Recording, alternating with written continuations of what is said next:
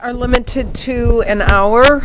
Instruction work group is starting at 6 o'clock, and because that will have public appearances, I am going to call this meeting to order, which is our special Board of Education meeting in open session, a workshop, as we would call it, and our topic is the OCR, Office for Civil Rights Resolution, relative to our advanced learning program.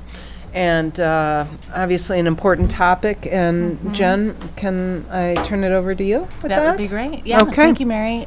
Good evening, everyone. I would like to invite our team up to the table so we can go ahead and get started. So come on up, guys. Matt Bell, Lisa Quistad, Ethan Netterstrom. I think Cindy Green may, yeah? Cindy Green is going to join us as well. We're looking forward to having this conversation with you. This was a request by the board when we had our organizational meeting to get an open session discussion and update on our Office of Civil Rights Resolution agreement, which is why we're here tonight. We're looking forward to sharing with you our work in that area. Before I pass it over to the team, I want to make sure to emphasize that our resolution agreement is very much aligned to the work of our strategic framework, our commitment to Black excellence as a school district. We see this as not additional work or a side project. We see it as central to the work of our school district. So with that said, I'll pass off to Lisa. Yeah, thank you. And they'll walk you through it. I do want to say a little bit about process. Yeah. In our discussion, we would like, given that this is a workshop, for the board to feel free to ask questions along the way as opposed to reserve them till the end. But we want to make sure that we get done in the hour that's allotted to us and have enough time for open discussion at the end. So if we seem to get sidetracked or go down a path, I'm sure that Mary will help us go.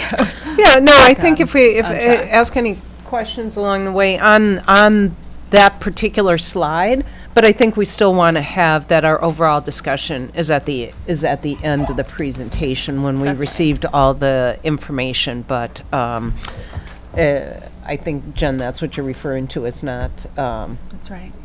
Okay. Is to be able to ask those questions as we move along. All right, let's dive in. Lisa. Well, thank you for an opportunity to be with you. It feels like it's been a long time since we've all been here together. I'm switching over to this side of the table rather than that side. So anyways, very nice to see all of you, and thanks for having us and have the ability to do some sharing about where we're at with our resolution and what we've been doing since we have last talked about this. So like Jen said, the OCR resolution really is in tight alignment with all of our work and with a strategic framework. And something to remember as we go into the conversation tonight is that advanced learning in and of itself really does not exist in a vacuum as a standalone. It really rests on strong, core, differentiated instruction. And I'd like to just share a few things about this visual, which really shows how the OCR resolution is nested in lots of the other work that we're doing. So indulge me for a minute. I was thinking about this today as I was talking about with the team as I was talking about this. So over the past 5 years, we've engaged in an external review of our advanced learning department. We hired Dr. Ethan Netterstrom to lead the department, and Ethan has developed a strong team of advanced learning specialists, and we've actually added to that team even in an era when we were budget cutting, so we made that a priority. We wrote a new advanced learning plan with a new identification system. We developed and implemented the school level implementation plans, which hold schools and central office accountable. We added a whole new department in central office, the Department of Secondary Programs and Personalized Pathways, to focus on the work that we wanted to see around coherent core instruction, because that's mentioned in the Office of Civil Rights Resolution, as well as building up and really enhancing the offerings for students around electives, honors, pathways, and advanced placement. So I was thinking about that. That was no small feat, and we have Cindy here as a representative also to share a little bit about EOS. We began to work on secondary schedules with the help of Marcy and Cindy's team. We're looking at those to give kids access and opportunity. We're working with the National Equity Project, and we're going to share a little bit about equal opportunity schools tonight. So we're happy to have a conversation and have a dialogue with you about what's been happening and answer any questions that you might have along the way. And so while the OCR is nested, this presentation is about the OCR resolution. So That's it's right. a very focused center point. Okay. Right. Right. Can I ask a clarifying question about that? As I was going through the materials today, and this is maybe for Ethan, clearly this interacts with and overlaps with the advanced learning plan. Looking at the materials for the next meeting we have today, there is an advanced learning plan update It's coming in out. November. When is it? Spring? I don't know. But there's one on the calendar. And I guess that just in terms of our agenda for tonight, what's your preference for how we dance through that? Because it asks about the general AL plan and updates around that versus the OCR direct things. I think we were hoping, if it's all right for me to chime in, but Ethan, you add on. I mean, our objective here is to meet the board's request for an update on the resolution itself. So we really want to stay focused on it, our deadlines, our submissions, which is, I think, what you'll see in the presentation, and try to avoid having a discussion on the advanced learning plan. But Ethan, feel free to that's fine. add. When we do the spring update, we'll have a lot more data from, a year and a half implementation at that point, so. Okay, thank you. I'm up? I'm up. So we wanted to put the resolution agreement in context, give you a little bit of a historical background of where we have come from and where we are now. So in March of 2014, OCR initiated a compliance review. I think it's important to note that the compliance review was not based upon an individual complaint. The compliance reviews were a commonly used mechanism during the Obama administration. I was unable to find data on how many were initiated during the Obama administration, but just to give you a sense of how frequently they were used, in the first 15 months of the Obama administration, there were 15 compliance reviews initiated. In the first 15th month of the current administration, there have been 2. So it was a pretty commonly used practice to get at big issues and also to send a message to the field that these were important issues to OCR and that they would be looking at these if there were concerns in districts. So so that just a definition of the compliance review that was initiated now over 4 years ago. And the stated purpose, as you can see on the slide there, was to determine whether the district discriminates against African American and or Hispanic students with respect to access, referral, identification, and selection for the district's advanced learner services. So that's what OCR came in with. They did a number of interviews. We submitted mountains of data to them, and they took a look at that data. And in December of 2016, they came back with their findings. So again, 2 years after they initiated the audit review, they came back with their findings. And at that time, you can see we had approximately 3,000 students enrolled in AP courses. And you can see the breakdown there. And they are highly disproportionate, which is what OCR found. And their stated conclusion, and really the only conclusion they could come to based upon their data review, was that African American and Hispanic students are disproportionately underrepresented, and white students are disproportionately overrepresented in the district's AP programs. Mm-hmm. That was their findings. And not a surprise to any of us. No, not a surprise. So then, as is common with compliance reviews where there is disproportionality discovered, we entered into the resolution agreement. And the sole purpose of the resolution agreement is our ability and our directive to assess whether African American or Hispanic students are provided equal educational opportunities to participate in the district's advanced coursework and programming options. That was our directive.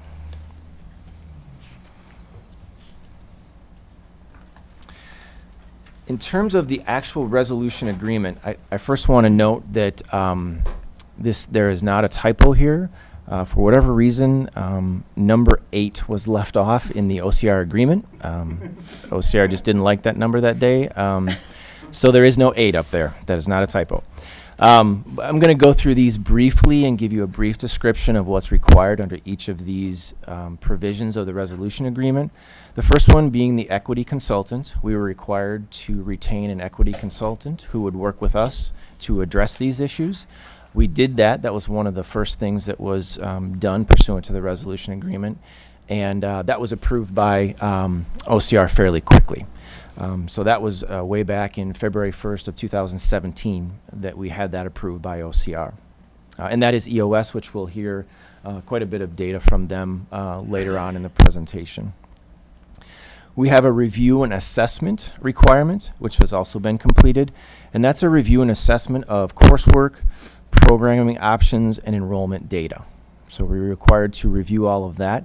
That occurred very early on. We had to figure out why we had some discrepancy before we actually addressed the discrepancy.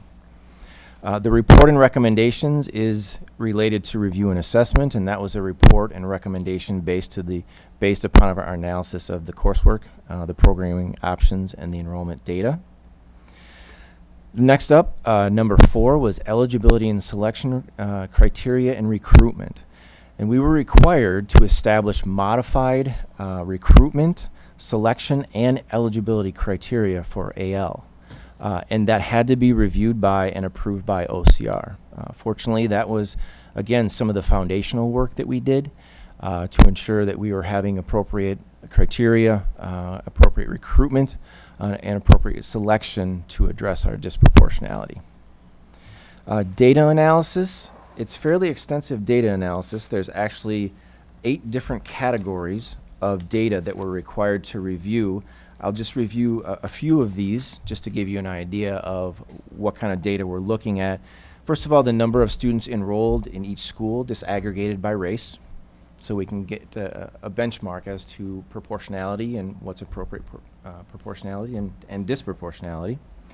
The number of students at each school who are referred or applied for AL programming, again, disaggregated by race. And all of these are disaggregated by race, which makes sense given the agreement that we entered into. The number of students at each school who are enrolled in each high school honor course, disaggregated by race. Number of students at each school who are enrolled in each high school AP course.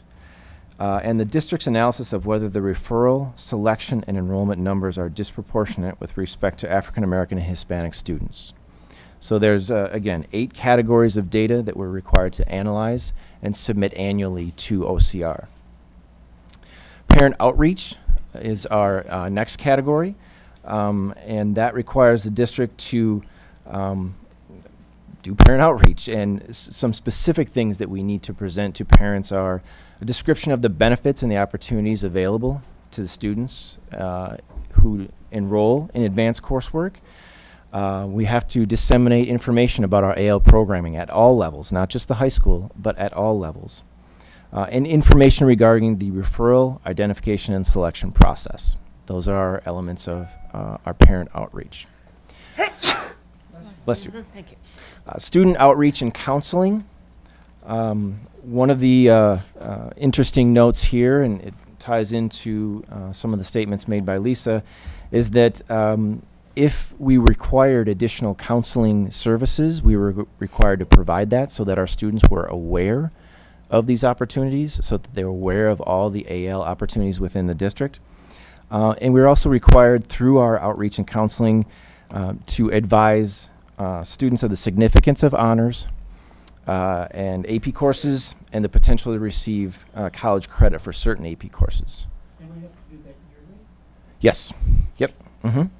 Yes, I think something important to note is that while some of these for OCR purposes are one and done type activities, they have continued on. So just because we got an equity consultant approved doesn't mean we've suddenly now stopped working with the equity consultant. We've continued to do that. Just because parent outreach has been approved for a given year doesn't mean we've stopped parent outreach. So these are continuing efforts. Our next section, staff training.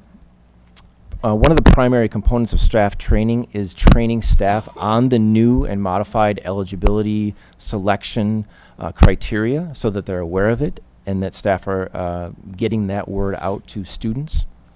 Our next group is our AL Equity Committee, and Ethan will go into that quite a bit in terms of the purpose, the goals of the AL Equity Committee. There is actually 7 different categories of individuals who are required to be on that committee, and so it's a fairly thorough and extensive committee. And finally, internal monitoring, and that is again an annual update that we have to provide to OCR, whereby we are reviewing, do we still have disproportionality, and if so, what plans are we going to put in place to address that? What continuing efforts are we going to increase or add to address that disproportionality? Okay. So just a brief list of successes that we have found through working with OCR.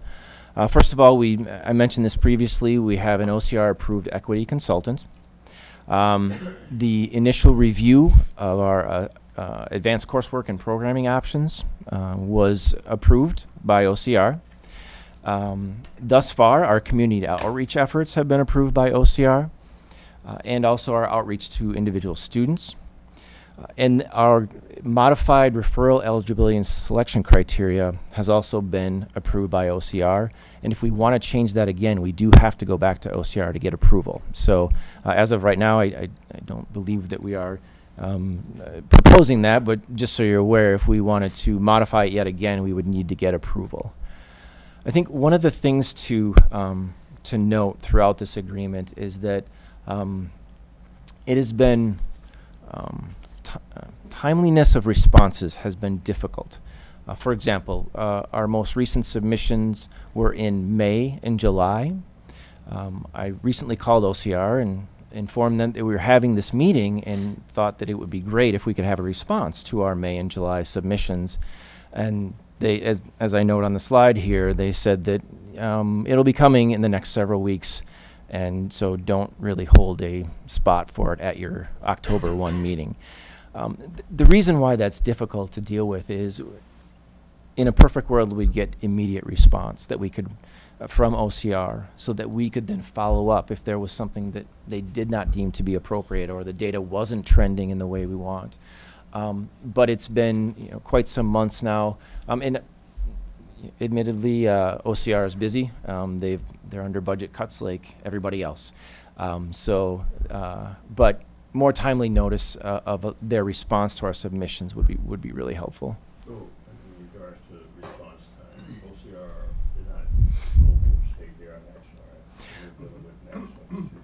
Absolutely, and the office we're dealing with is out of Chicago. Yep. If I can chime in, Mhm. I think one thing that I think is important to note, I mean, we appreciate this resolution agreement greatly because it quite honestly gives us some teeth, right? It helps us enforce follow through on work that we know must happen in our district. And I think it's worth pointing out that I'm not sure that there's anything in the resolution agreement we wouldn't have been wanting to do and weren't already moving on. So this is why resolution agreements are important. It's both parties coming together to have a mutually accountable approach to ensuring follow-through on work that we all agree is absolutely necessary. And I think the equity consultant is a great example. EOS, we had already been meeting with them, already talking about bringing them in as a potential partner on our work related to AP coursework. They had been working, I think it was in Verona when we originally had our meeting at Verona High School. We were really impressed with what they were doing there. And yeah, it gave us even more reason to follow through on that critical work. And I would also point out, maybe you were going to go there, Matt, that just like there are delays sometimes on their end, there are times where we've had to ask for extensions on our end. Do you want to say a little bit about that? Sure. So I've been in communication quite a bit with OCR, and as I said, we did an incredibly large submission in May, and then a smaller submission in early July. And our next submission, based upon the resolution agreement, it was kind of interesting. The dates were a little awkward because there was a submission on some information had to be submitted on September 30th, and some information had to be submitted on October 1st. So I called OCR and I said, well, could maybe we do those together? That made sense to me. But I also talked to them about the fact that we had just given them an entire year's worth of data in May and July. And to submit something on September 30th, 1 month after school started, we'll have precious little new data for them. For example, the AL committee has met once, so we'd have precious little information to provide on, the AL committee's recommendations. We would not have significant data on retention of students in AL programming. That would come more towards semester time. So in discussion with OCR, we came to the agreement that our next submission after the September 30th and October 1st submission dates was December 1st, and it made more sense to not submit anything right now, actually today, but compile that submission into the December 1st submission. So I wouldn't say that was an attempt to delay. It just made more sense to when the data was available that they were looking for. And I do have to say that I think we've worked well with OCR, and I think they recognize our efforts. And I think that if they thought we weren't doing anything, they would say, no, we want that data now because we have concerns. They have not expressed that to me at all. So I'm appreciative of them that they have been flexible as well. I understand and agree that there are the programmatic aspects of this that we were already doing and would be doing and should be doing and all that. But in terms of the data collection and the submission, is this data is this data that we would find we would be doing otherwise, or is it a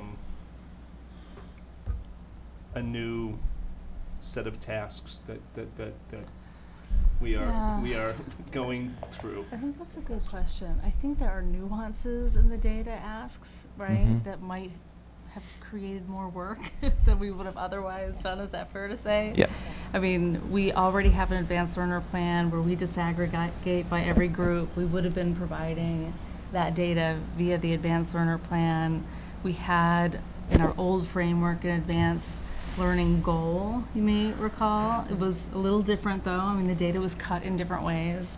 So I think the specific data asks may be a little bit different enough that it's added additional burden in terms of reporting. Would you guys I tried to agree avoid with the that? word burden.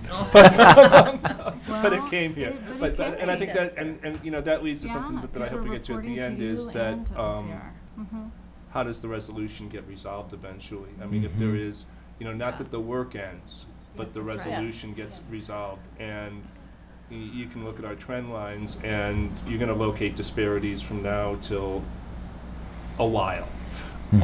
So, Yeah. but I hope we get to that at the end. Well, I think that's worth Or talking now, about if you wanna go there now. Yeah, so based upon the resolution agreement, our last submission is December 1st of 2019. And I anticipate, you know, a similar, I don't want to say lag time, but time for OCR to review our last submission, our data that we're submitting, to determine whether we're in compliance with the agreement. And it's my hope that at that time that we will have significantly disrupted the disproportionality to the extent that OCR releases us from the resolution agreement. However, it could be entirely possible that there are lingering disproportionality. There may be something where they say you've substantially complied, but we would like to see a little bit more, that they would then have continuing monitoring. So I think we need to be prepared for that, because you know, this is an issue that's been around for a long time, and so it may take longer than we all would hope to address and fix. So. Mhm. Follow up on TJ's point as well. So at the end of the resolution, a lot of what we're talking about here seems to be identifying students. So, but at the end of the resolution agreement, where are we in terms of, you know, how successful are those students? Our mission is to That's right. create students that are community and college ready. And so, and I think that actually the OCR agreement gets at that up front. It talks about preparing students for these courses they're taking. So a lot of what we're doing here is, yeah, we may disrupt the disproportionality in terms of the numbers in these classes, but what will we be able to say at the end of this about the success? Will these students that we now have in these classes, will they be college ready? Because we know that some, looking at grad rates, that when a lot of the kids of color go to college, they're not successful. So, you know, what will we be able to say about that? Yeah, and I'd like to go back to the submission that we submitted on July 6th, which had our EOS data, which shows, and I don't want to steal Ethan's thunder, but showed a significant improvement in the number of students of color who were enrolled in AP and advanced coursework. And what we said at that time, which I think, I guess I don't have a direct plan to tell you, James, about how we're going to do that, but what I said at that time is, while encouraged by the recent results, the district is also aware that course selection does not automatically translate to successful course completion. As noted in the end-of-year outcomes reviewed by EOS, an attrition rate of 15% related to underrepresented first-time AP takers has been observed in other schools and districts. The district is cognizant of this potential pitfall. It will not only continue its substantial efforts to engage in outreach to students of color and their families, and students from low-income households, but redouble its efforts to support those students who have enrolled in AP coursework. So it's not just getting them in; it's supporting them when they do get in. And that's the efforts that we're going to have to engage in, or else we will be continually in this resolution agreement. Yeah, and one of the things we talked about, and we have been talking about, is the K-8 preparation for these more rigorous courses. That's so right. I assume you guys will touch on that here as we go through. Yeah, let's get there. Okay. Dean, did you want to Yeah, Matt, jump in? Oh, yeah. I need a little clarification. Did you say we have not received a response back from either May or July? Right. We sent a May of this year, May of 2018 and July of 2018. We have not received a response back yet. From either one of them? Right. Yeah. And Okay. and again, they are overworked, and they've had significant You don't have to staffing cutbacks. apologize for them. We Yeah. know why they're, we all have our own reasons why this administration delays important things.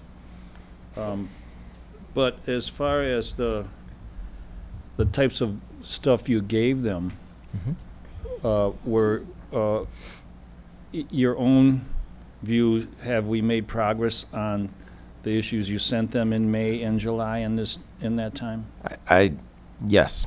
There's no other answer I can give you, but yes. And again, that's going to be kind of Ethan's part of the presentation. I would say we've made substantial improvements. Okay. Yep. Thanks. So, and maybe you were going to get to this, but have we identified some concrete reasons why there's the disproportionality in the first place? And, you know, I mean, are there like 5 things that we have worked on that you have identified that we have improved? Yeah. Through that? If it's all right, I think we should Are we go to gonna this get to next that? section. Yeah, I think we'll touch on it, and if we don't touch on it sufficiently, let us know, Okay. and we'll dig a little deeper. And if I could just say Yeah. one comment towards that, that is one of the charges of the AL committee, is to identify root causes. That's right. And so that is, and you know, again, Ethan will touch on that as well. So. You're building me up a little bit. I know. Better be good. Nice. All right, Ethan. Okay, so this is data from the end of year last year, and in the spring, like TJ was mentioning, we'll have updated data from this year too. So wanted to touch on some of the highlights and then some of the pieces why. So taking a glance at our overall data, I think we've really widened the circle of kids who've been identified. So it's really getting at the underrepresentation.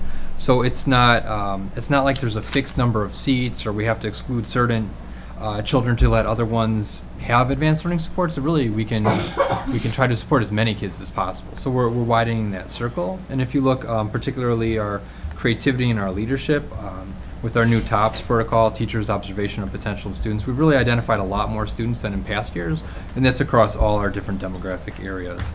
An area of growth for us still, if you look at the science and social studies, it's very few kids across the entire district that's been identified, and that's mainly because we don't have a screener particular to those areas built out at this time.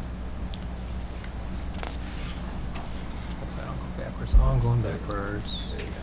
Okay. So, and again, this just breaks it down by some of our demographic groups. So on the left, race and ethnicity, and other factors on the other side. Again, you'll see there's been growth in all of our areas. 7% more Black students, 6% more Hispanic, 10% more multiracial. So there's been growth across all of our areas. And the same on the other side. You see between 3 and 6% growth for our English language learners, students with disabilities, and low-income students.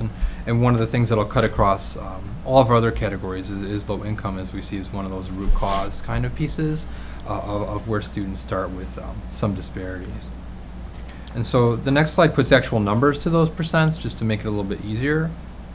So in terms of actual students, 250 more Black students, 261 more Hispanic students, 150 more multiracial. So just the idea of pure number of kids served and identified going up across all of our categories. So, and then this will break down by other counts other than race, ethnicity. So you see 618 by low income. An area for growth of a still. We identified 118 more students with disabilities, but we need to dig into that data and figure out which type of disabilities do the students who've been identified have when they're twice exceptionality, and figure out are we identifying kids across all different kinds of disabilities or particular ones? So that's the edge of growth for us to figure out. Yeah. One suggestion in that would be Please. The essay. A lot of them, to get into some of the classes have essay requirements. And individuals with disabilities, for example, if they could do an art project, do a picture, do whatever, instead of just write an essay, you might get a higher number. Yep. Yep. And the same with thank you. And the same with English language learners. Looking at screeners that are better suited to other primary languages too. So working with OMGE to start to identify those. This one is lots of numbers on there. The gist of it that I wanted to share again was that creativity and leadership have gone up across every one of our demographic groups. But if you also dig into the literacy and math, you'll see see growth across all of our areas too. So we're definitely doing a better job of identifying kids, both academic areas and the other ones. And especially with literacy and math, you know, a few percent higher for our black students, and for me it really, you know, it starts to recognize our academic excellence for all of our students, especially tied to our framework and one of our main goals. So that I see that in there too. So that's kind of a snapshot of the AL data, and again, we'll have updated data in the spring and see how our efforts have continued this year to bolster the amount of kids identified, and then also how are we building out services and instruction for all of our kids.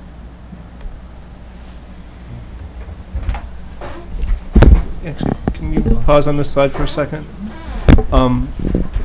Slide number 4 identified 2,965 advanced learners at the time the OCR first collected data. I'm sorry, AP enrollments. At the time when the OCR started. And when we go to that slide that you were just on, This one? slide number 13, I think it is, clearly there's some kind of different, that's not the same number as the OCR. Can we get apples to apples between what are the total, counting enrollments the same way OCR did for recent data? Which slide is 13? Yeah, so TJ, if I'm hearing you correctly, the slide that indicates the total number of students in AP coursework from the Equal Opportunity School data slide is a Right. different number than where we originally started, and that number where originally started was in the 2000s. I think it was actually a little higher. So is that what I'm hearing? So you want a comparison? Yeah, it was, I think it was 2,900 and something. Yeah. And if you look at, I'm sorry, it's the next slide, and I'm sorry, I jumped in early, I was looking at these two together. Yeah. On the next slide says that current enrollments are 2,060, and I think this is just because this is 11th and 12th and doesn't include 9th and 10th, but if we can get equivalent ways of counting, that would be just kind of to gauge change. It's good to always have apples to apples.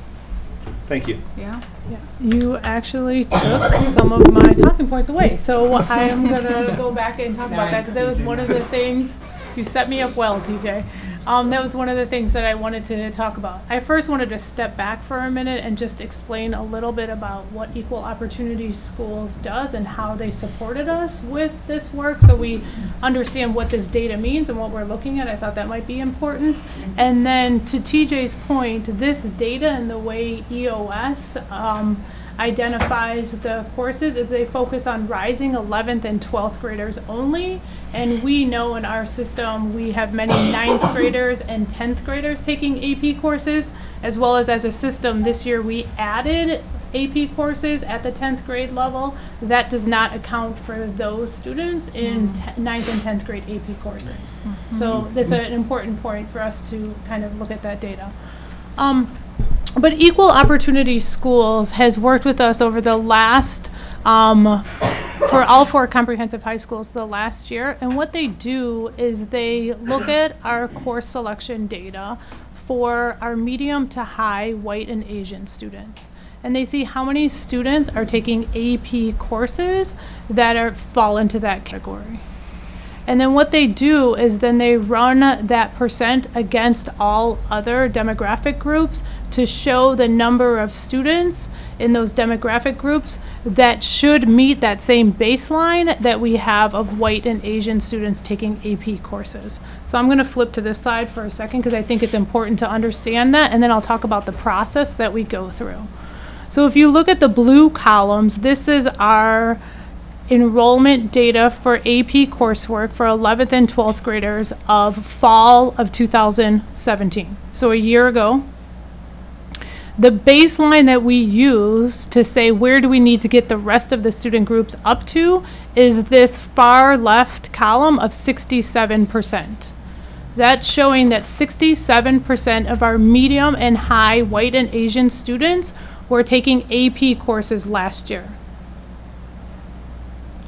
And so that baseline says if 67% of your white and Asian medium and high income students are taking that, then we need to figure out how many students in the other categories actually need to be enrolling in AP coursework to remove your disproportionality. And so what Equal Opportunity Schools does is they look at students and they identify all of the students that have a 1.7 GPA or above, and students that through a survey that they provide to every student at the beginning of the year identify one or more learning mindset criteria as the students that fall into this pool that they say these students should be in AP courses and they're not in AP courses. Let's figure out how many of those students you need to move to your benchmark so that you actually have equal representation across.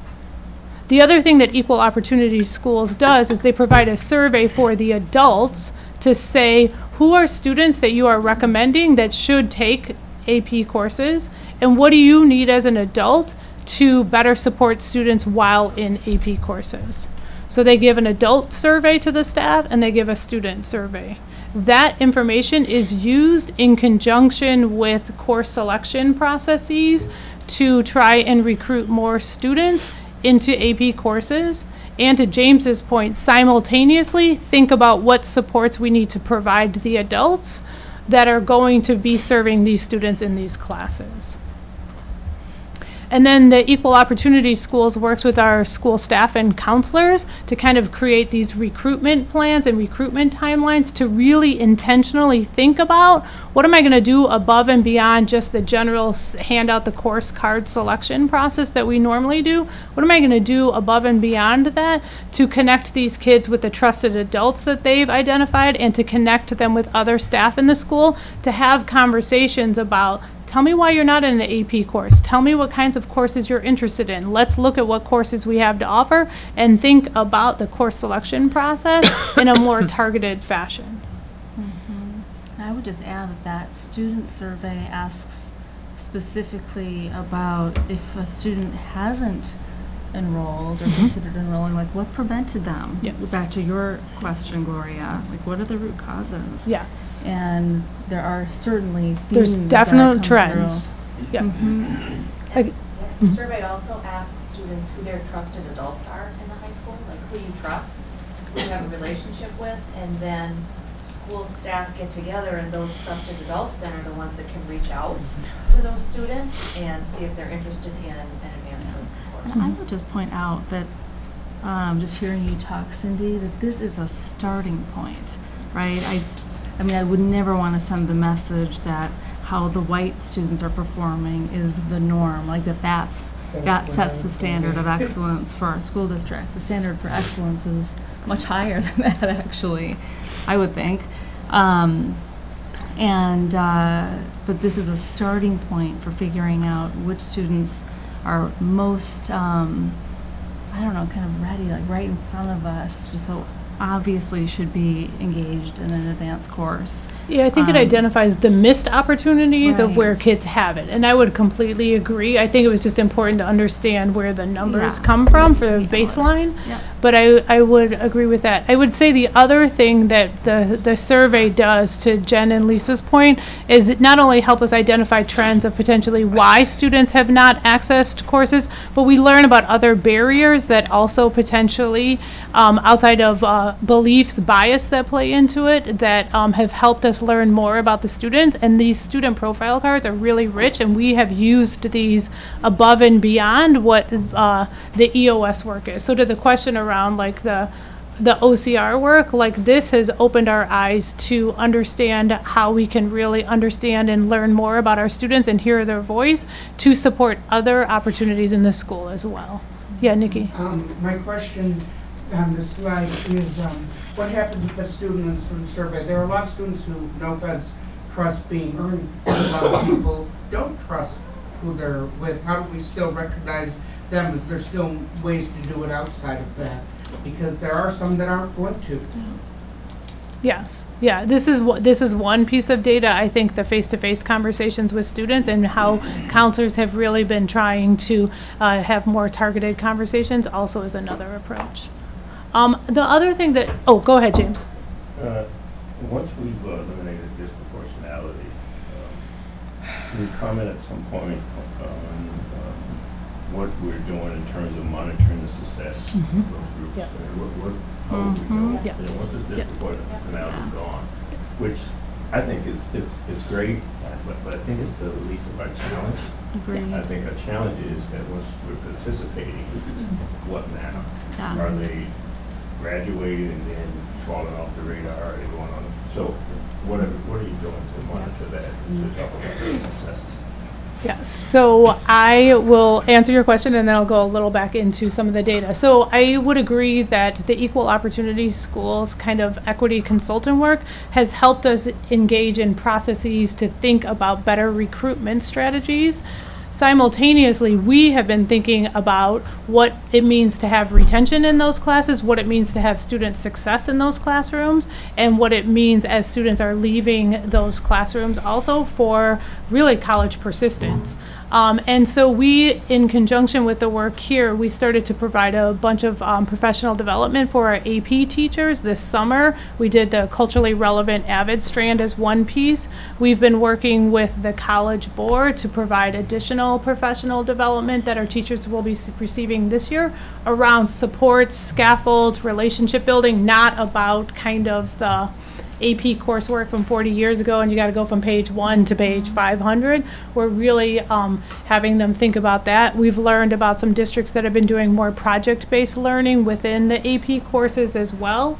So we are focused both on what I would say is the entry into AP courses and then the success while in there. And our high schools this year within their school improvement plan were intentional about thinking about the classroom supports, the out of classroom supports, and some of the processes that they wanted to put in place to ensure that we weren't just getting kids into the class, that they were being successful. And then the one last thing I'll say, and then go ahead, is similar to some of the data tracking that we do for 9th grade on track to be proactive about what's happening prior to the quarter or the semester. We're using that same process and monitoring the data from that respect to make sure that we're creating safety nets and understanding more of where kids are within the process before the end of the semester. So those are a few of the things that we're starting with, knowing that this is a work in progress. Yeah, I can appreciate all of that. I guess my question though is, we're talking about community college ready. There are studies that look at students after they've left the high school, for example. And so I'm wondering, are we planning on doing anything that, at some point we need to be able to talk about, you know, how successful, we have a mission statement, which is great, but how do we verify that when kids are graduating? Are they successful in college? Somehow we have to look at that data to be able to talk about how successful we'll be. Yeah, so we've started looking at post-secondary data, and we just kind of looked at a 2013 to 2017, so previous this work to understand not only college entrance, programs of study and college persistence, and we hope to continue to do that and be able to identify our students that are taking AP courses and looking at that. It is, I would say, in infancy stages, but it is part of our kind of bigger plan around post-secondary. I think that we have a lot of work to do in that area still based on what we've been seeing as a district as a whole in terms of the data we get from Clearinghouse. We get kids into post-secondary, but we're not doing as great of a job, to be perfectly honest, as having them persist through even a 2-year or a 4-year. So I think that this is an area. I think the other thing with that is the data shows students that take 1 or more college-bearing credited courses in high school have a greater success of persistence. So it's not just about success in the class. We also then have to work with that 3 to a 5 on the AP exam as well to make sure kids are actually earning the college credit. Because there's one thing to take a course, but you have to actually earn a 3 or higher to get the credit. So that is kind of a piece also. I would say East High School is our case study in a school that prior to EOS actually did that work last year, and the number of students of color specifically that have that they increased from 2016 to 2017 was about 100 kids, I think, if I remember correctly. I don't remember the exact number, but about 100 more students of color actually earned a 3 or higher. They were super intentional about that, so they're really our school to watch and pay attention to learning some of their practices. Yeah, East is the school to watch, and I'm cognizant of time. Yeah, but yeah. Okay, yep. Touching on this other slide, just to Yeah, so let's go through demonstrate the data slides. The Yeah. one other thing that I would mention is that Equal Opportunity Schools only is tracking AP courses. And for us as a district, we also pay attention to, in our advanced coursework definition, honors, dual transcripted, accredited courses, which are also college-bearing credit courses, and our level 3 and 4s in our arts and some of our CTE. So this is a slice of what I would say is happening across the district around all of the advanced courses. Yeah, and it's interesting that you say that, because the OCR resolution, while it requires us to submit very specific data sets, our new strategic framework has a much more robust set of metrics that get after college and career readiness. And that data is going to be critically important for us to track. It's going to be amazing. Yeah. Just a quick question. Way back at the start of when you took over, this presentation, you said that the goal was 60. You said the goal was 67, but it's a moving target because now it's Right. 7. Is it now 73, and how are we dealing with that? Yeah. So I will go to that slide. We'll skip over this slide for a minute, and I'll go to this other slide because this slide has much more rich data. So TJ is referring to the 67% was fall of 2017 data, the number of students, white or Asian, medium to high income. That was the benchmark at the time. Yeah, it is very much a moving target because simultaneously as we were increasing the number of students of color accessing AP courses, we were also increasing the number of white and Asian, middle and high income students as well. So it is a moving target, and you'll notice that the 73% is the new number based on our course requests through winter of 2018 going into this school year.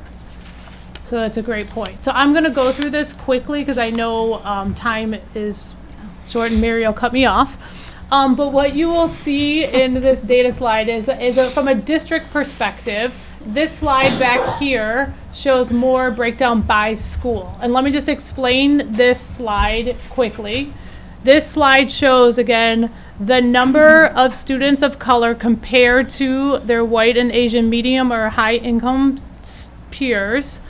They're likely to participate based on course selection. So at the beginning of fall 17-18, those were our numbers of our students of color that were requesting courses, AP courses, compared to 2018-19, which is where we are now, the increase of our students of color that were requesting AP courses. And as I said, and Jen kind of reiterated, you see East at the top, just in terms of some of their kind of school-wide culture and practices that they had started even before our work with EOS, and it's really taking hold. I think all of our schools have made progress, but for different reasons, they're at a different place. And so I'll go to this slide now to give you a different perspective of what that looks like in terms of increases. Blue is fall of 2017, so when we started the work. Green shows where we ended in June of 2018 based on course selection. You'll see that we increased in all areas, but we did better in some places than others. And I think the most important thing here is this idea of retention. So these numbers could grow or they could decline a little. We could have more kids that came in the fall and decided they wanted to take an AP course that is not reflected in this current data set. And then there's also the potential of attrition. And as Matt mentioned, EOS says 85% retention is kind of the national average that they're looking at. That's going to be something that we are paying really close attention to here in MMSD, especially now that kids have kind of added or dropped at the beginning of the year, to rerun numbers and see what our attrition is looking like. All right, let's wrap it up, guys. Okay. Oh, all right. I'm going to be quiet. I think I'm done. The AL Advisory Committee, Yep. that's So okay. we have a couple slides on that. So our AL Advisory Committee, that outlines the purpose that we've set and that OCR says for us. Also, looking at our outreach, our coursework, our programming, referral, identification, all those different pieces, and then really trying to dig into root causes and then make a set of actual recommendations. And then, of course, assessing the effectiveness of how the things we're currently doing are working out. So the next slide speaks to a timeline for that. Excuse me. Yes. I was just looking at the timeline. Does this committee, your sense of this committee, feel that do you sense that they feel confident enough that they can make recommendations by next month? That's a really good question. So we've had, it's been a different approach than last year. So the long way to the answer really is last year we did more of an all call. This year we've done more strategic recruitment of folks. So our first meeting we had 27 people. We had parents, community members, principals, some other staff, folks from the Leisure Center, Abuse Intervention, MPAL, Simpson Street Free Press, Ford Madison, the Latino Education Council, all these different folks come together with different viewpoints to try to dig into the data. So we spent our first meeting really digging into a lot of data, and there were a lot of data requests and research requests from that we'll bring to the October meeting. And so then we'll dig into that and see how deep we can get to root causes. The idea being in November to come back for a third time and really come to some solid recommendations. So I think with the people who've committed to the work and to come to all those sessions and spend some time outside of those sessions digging into the data and the research, I think we'll come away with some good recommendations. 3 months is a relatively tight time frame, but I'm also afraid of if we drag it out for a year, 2 years, whatever, then the root causes will change and we'll also have not made action. So the shorter answer is I think we'll have some solid recommendations. And I think we do what's right. You know, if we get to that point, we submit what we recommendations we have, and if the team needs to meet a couple more times, I mean, the deadlines of OCR are important, and we're always striving to meet them, and we're going to work with them on that, and we've got to make sure the work is quality. Yeah.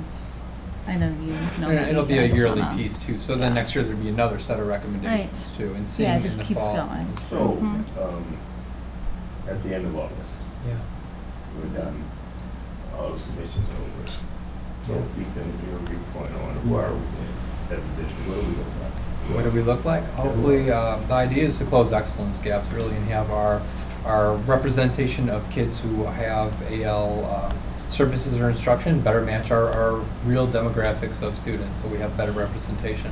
But then going back to what you've mentioned a couple times throughout the night is how are we actually serving kids? So we've identified them, that's great, we've solved that. The harder lift in some ways is what do we actually dig in and do? So a lot of that's been working with CNI and Marcy's teams, and we're starting to really build some extensions to our curriculum and really develop advanced sequence for literacy, for middle school. You'll see on our timeline this summer, Bree and I are working on a talent development program and a leadership program. So the idea being better representation and more robust services, knowing that we have to continue to build and improve in that area definitely as well. You're confident that we'll be there? We need to be. I mean, my job's on the line for that one, so we'll be there. Yeah. Two things. Number one is, part of the reason I asked that question at the very start was because particularly with the implementation of the AL plan more generally, the idea of services at the K, we can talk about the AP stuff and the resolution, but the idea of services at the K-8 level, and you look at things like we've identified 300 visual arts students and what kind of services are they receiving and things like that. But I will save that for when we're talking about the AL plan more directly, but those are definitely on people's minds. For sure. The second piece, though, speaks more directly to the AL committee, the AL advisory committee. And one of the things we heard last year was that the ad hoc nature of the meetings and the lack of a stable membership and things like that really kind of limited what many participants felt was the effectiveness of the committee. You've spoken a little bit about some of the changes that have been done this year. I looked at the website, your department website today. It made a distinction between voting and non-voting members. How many voting members have self-selected or been selected or? We've asked the 27 people who came and a couple who couldn't come to the first meeting to really make that distinction and decide for our second meeting if they want to be voting members and commit to continue to coming, or if they just want to participate. So we'll know, on our October 18th meeting how many have chosen. Okay. The second thing is that are these meetings noticed? Are there minutes? Yep. They noticed on board docs, Yep. and if so, and our minutes will be posted and Yep. things like that. Yep. All right, that's good. That's good to know. Yeah, leave it at that. And my last question, are you done? Yeah, I'm done. My last question is, and we're going to get to talk much about, you mentioned excellence gaps and the kids at the high end, the high achievers. We'll talk much about how we actually serving that kids. And so at some point, we'd like to get some more information on the work we're doing to serve those kids at the high end. Sounds good. All right, I think, should we call it a presentation? Okay. Okay. Thanks, everybody. Yeah, thank Really you all appreciate it. very much. Okay, with that, then, I will make a motion for adjournment. Any discussion? Okay, all in favor? Aye. Opposed? We are adjourned, 6-0. Couple minute break. Couple minute, Not long. Not long. no.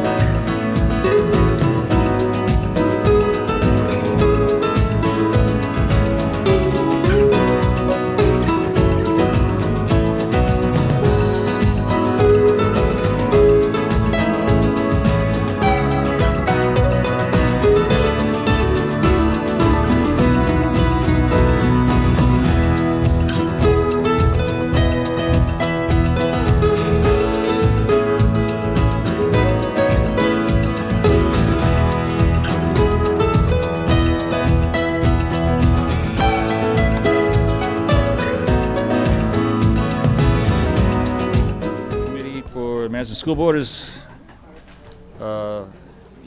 called to order. First order of business here is public comment. Do I have to read this? All this? Okay. All right, so public appearances, there's 2.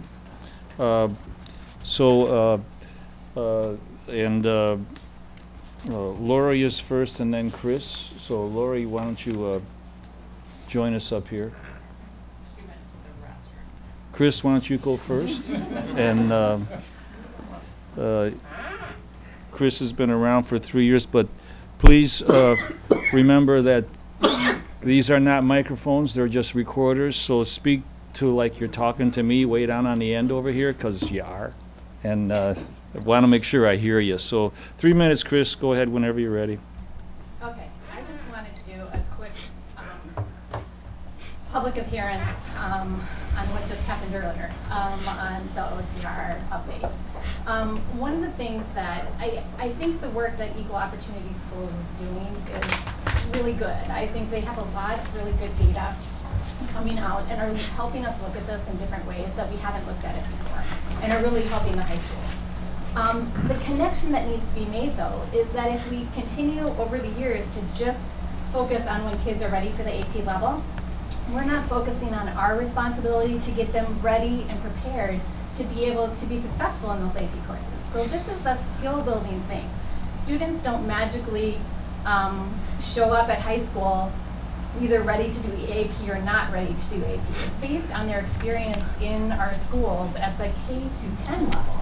And so there really has to be a system that students can access much earlier to start building their skills and their talents for when they get to high school. And I would really like that connection to be made. And so with the Advanced Learner Plan, with the middle school redesign and the core work that needs to be done at our middle schools, some big decisions need to be made about how we're going to make this a comprehensive system. The other thing that is really required with this OCR agreement and resolution is community participation.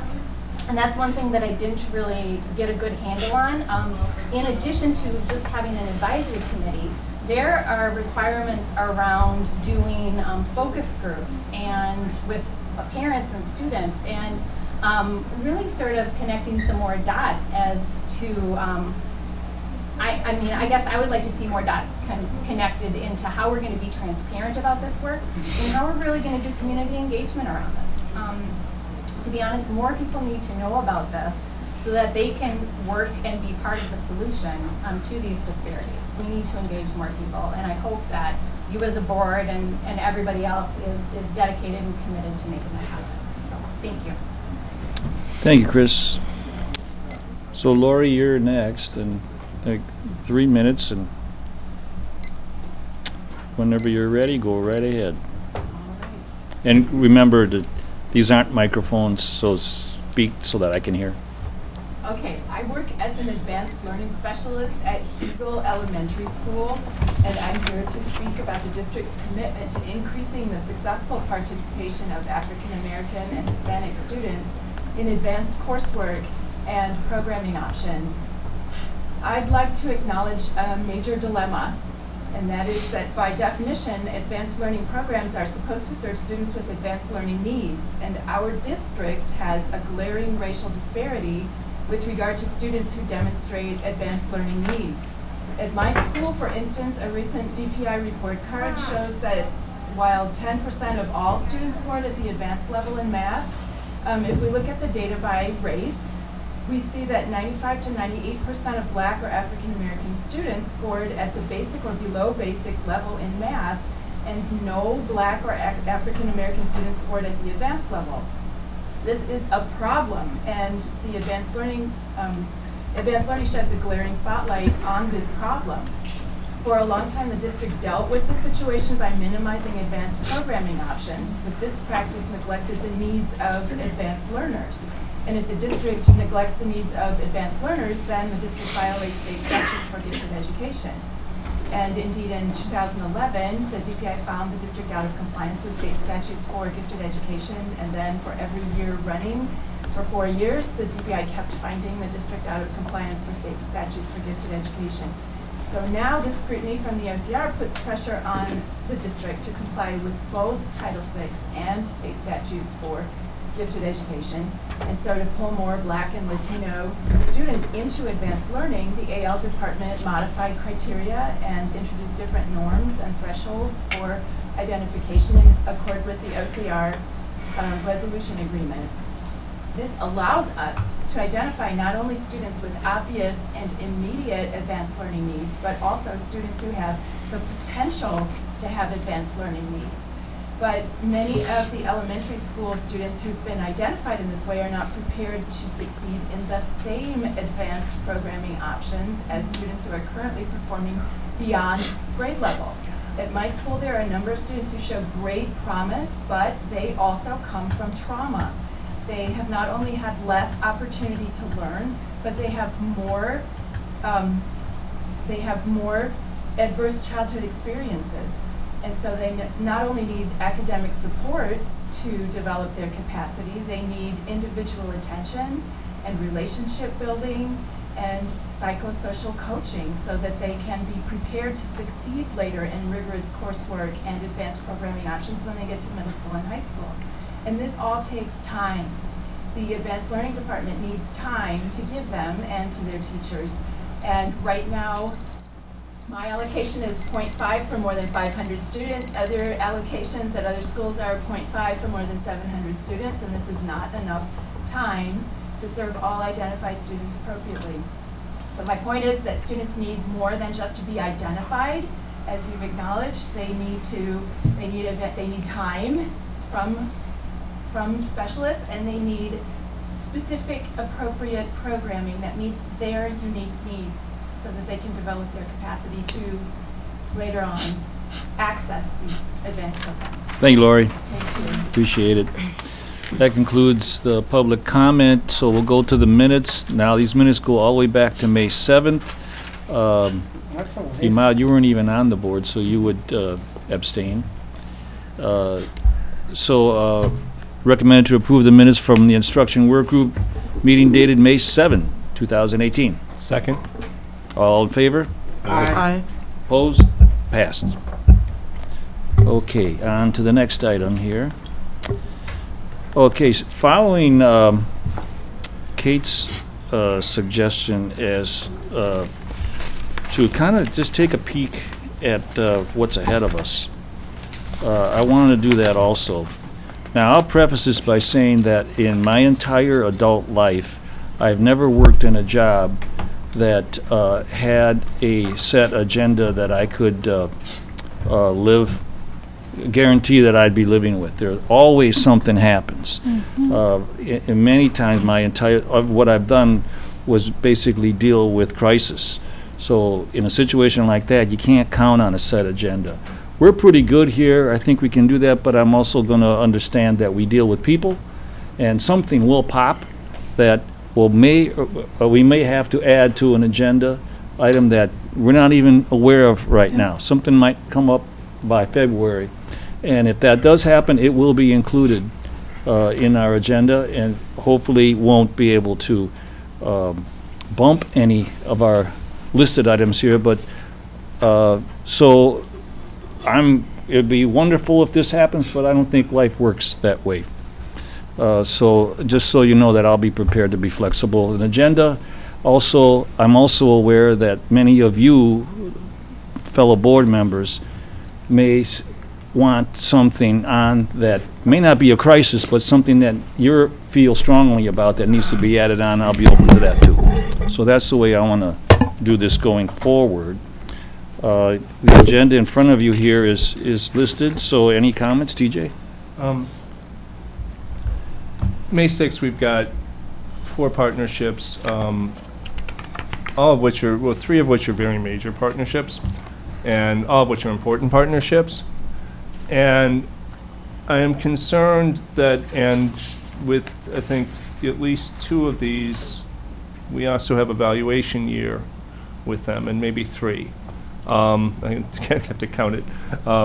But I am concerned that if there are changes to these partnerships and it's expected to have the renewals at the end of May, that there isn't enough time for a back and forth with the board on these changes and giving directions on the changes. There will be proposed changes.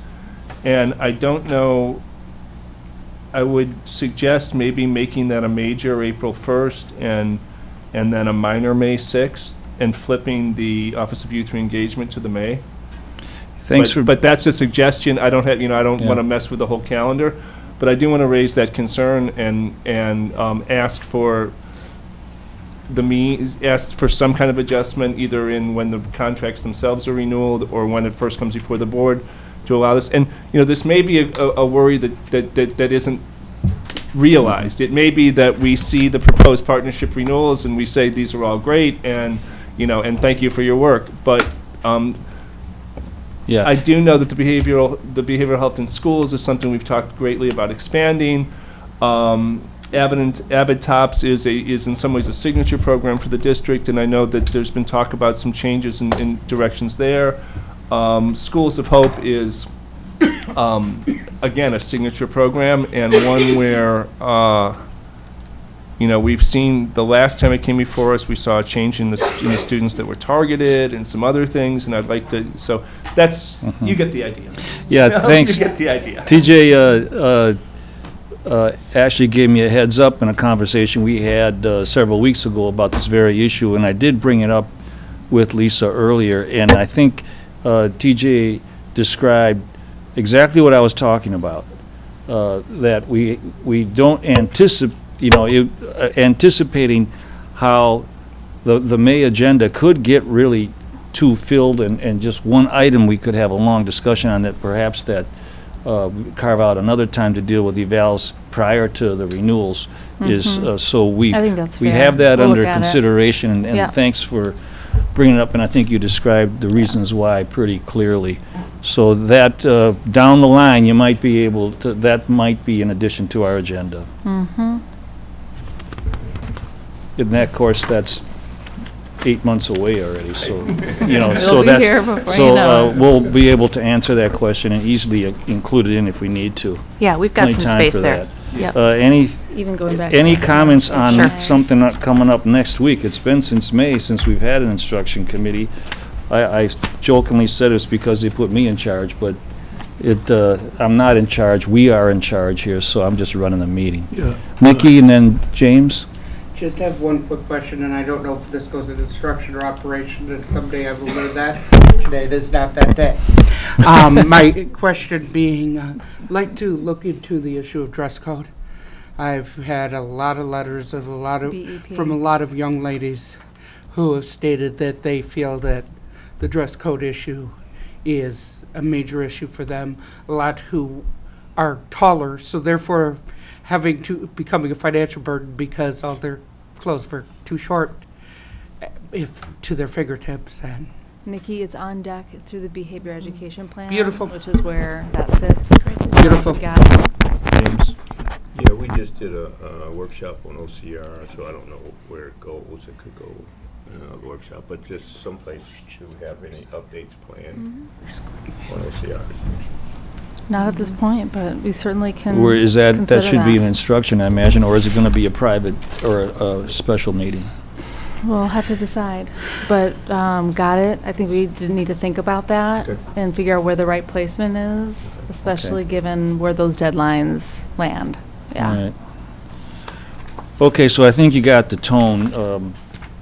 Something pops, it's not going to be ignored. Okay, I think we can go on to the next agenda item here.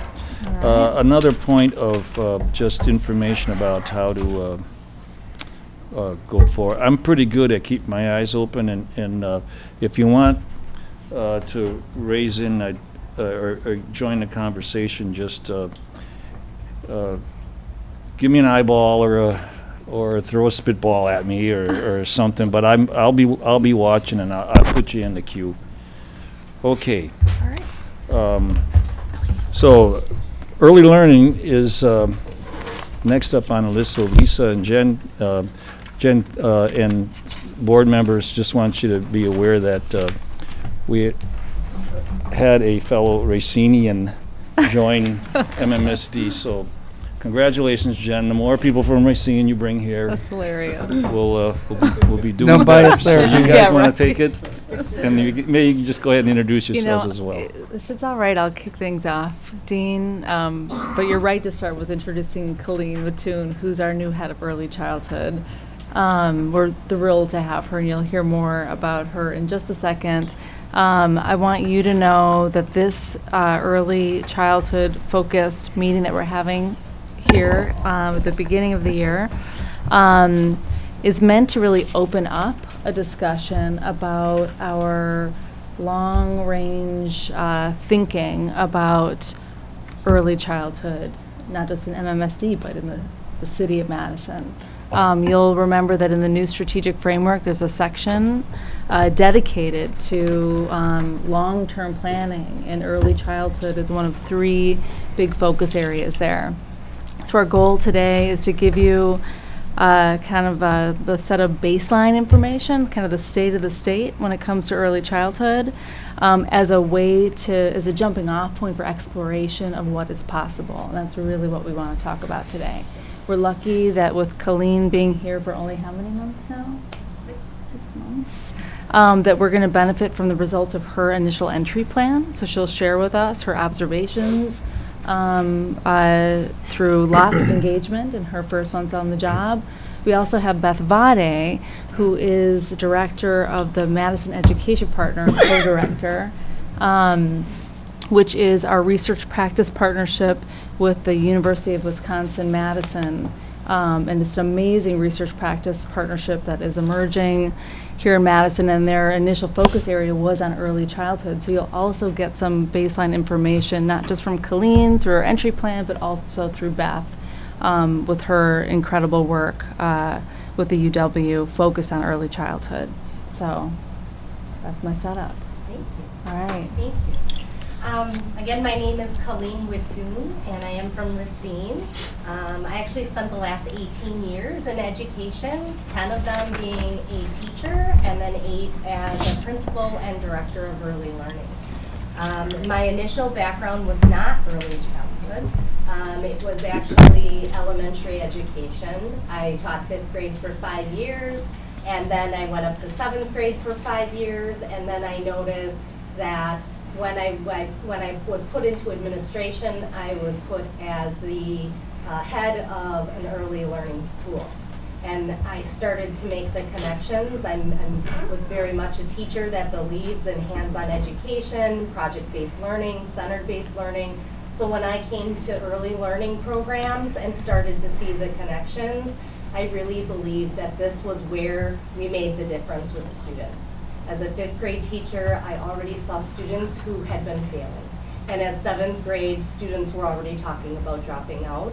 And so when I came to early learning, it was, this is where we make the difference. This is where we close those gaps. And so I spent the 8 years in Racine really focusing in on how do we do that through research-based best practices and getting everybody aligned and on the same page and really focusing about the research that's involved.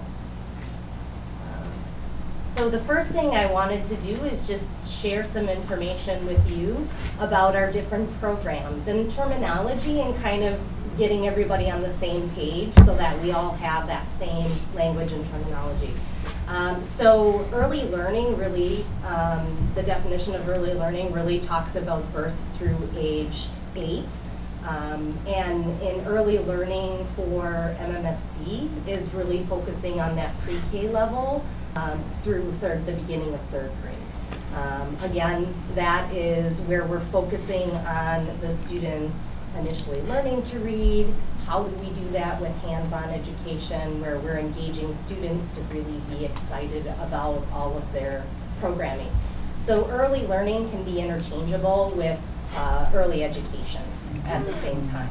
So early childhood is often a term that we use for special education, 3 through 5-year-olds that come to our district with an IEP. And so that is where we get that term early childhood, and that's kind of how we kind of specify that. We have a 4-year-old kindergarten, which is our 4K program, and that's located throughout the city. We have Play and Learn, Play and Learn is a parent education, community-based program where we provide this collaboration from birth to 5-year-olds. So again, this is that early learning connection piece. And then we have early care and education sites, which we partner with for our 4K program.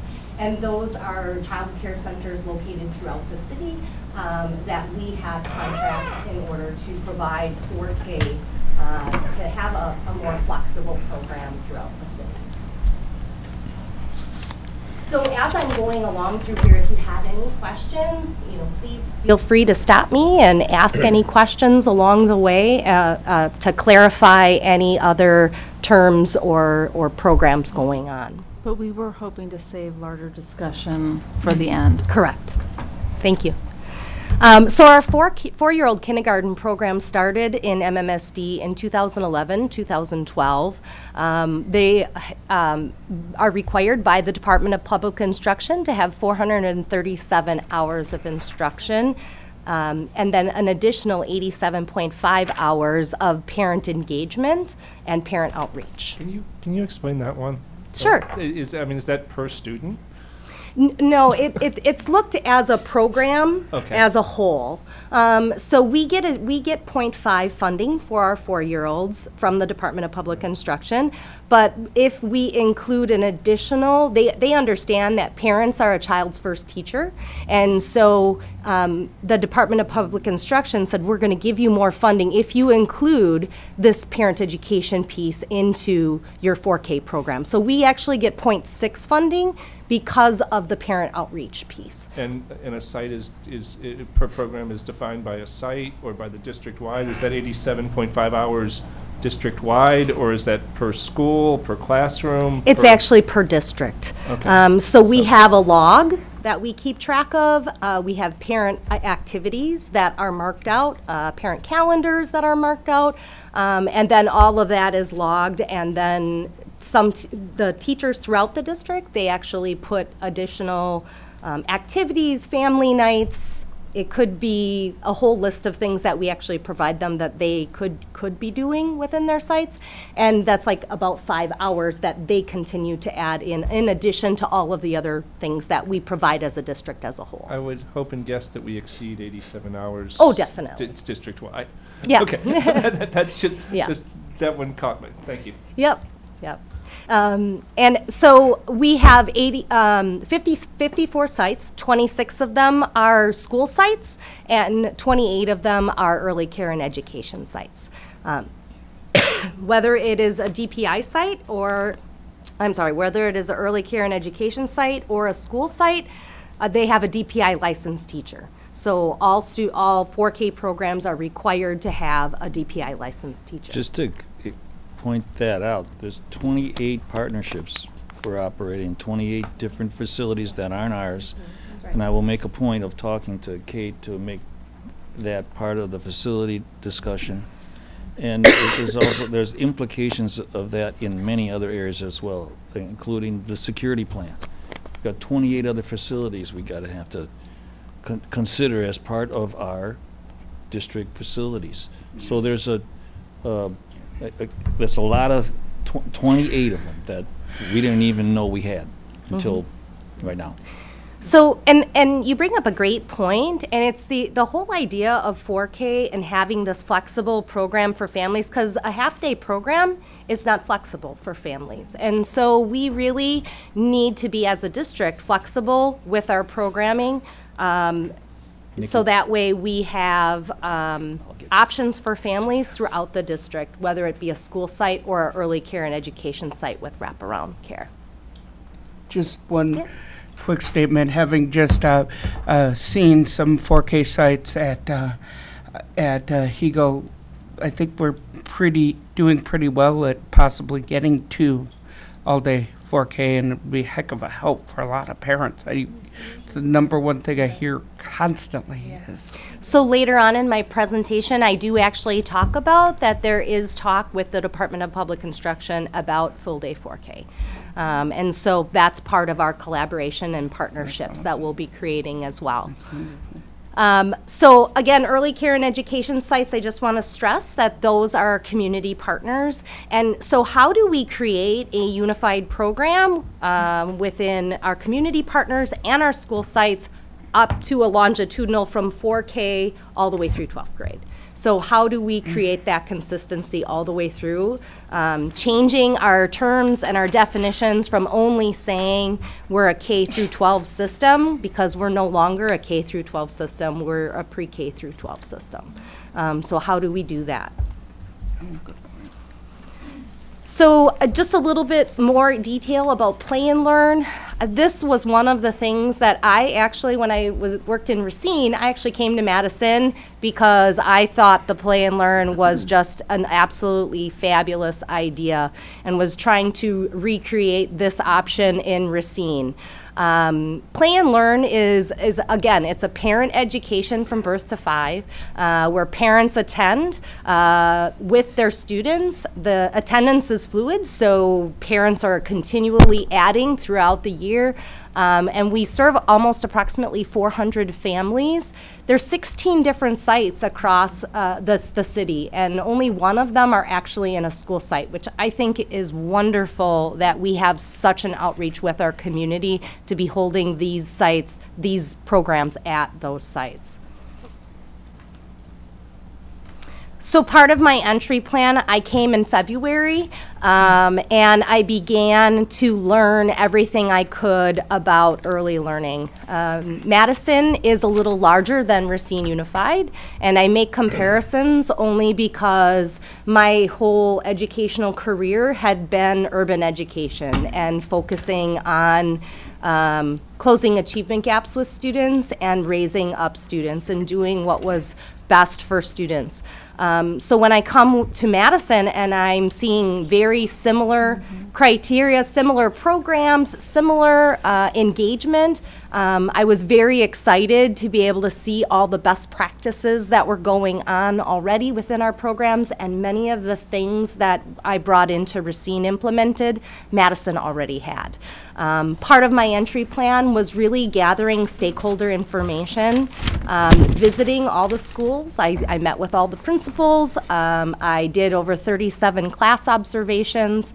I surveyed principals, teachers, directors of ECE sites, and then I took all the information that I gathered and I then shared it out in the summertime with the people that I gathered that information from. So I invited everybody to a visioning feedback so that way I could share with them all of the information that I gathered and then get some feedback from them again on the direction of programming and where we should go.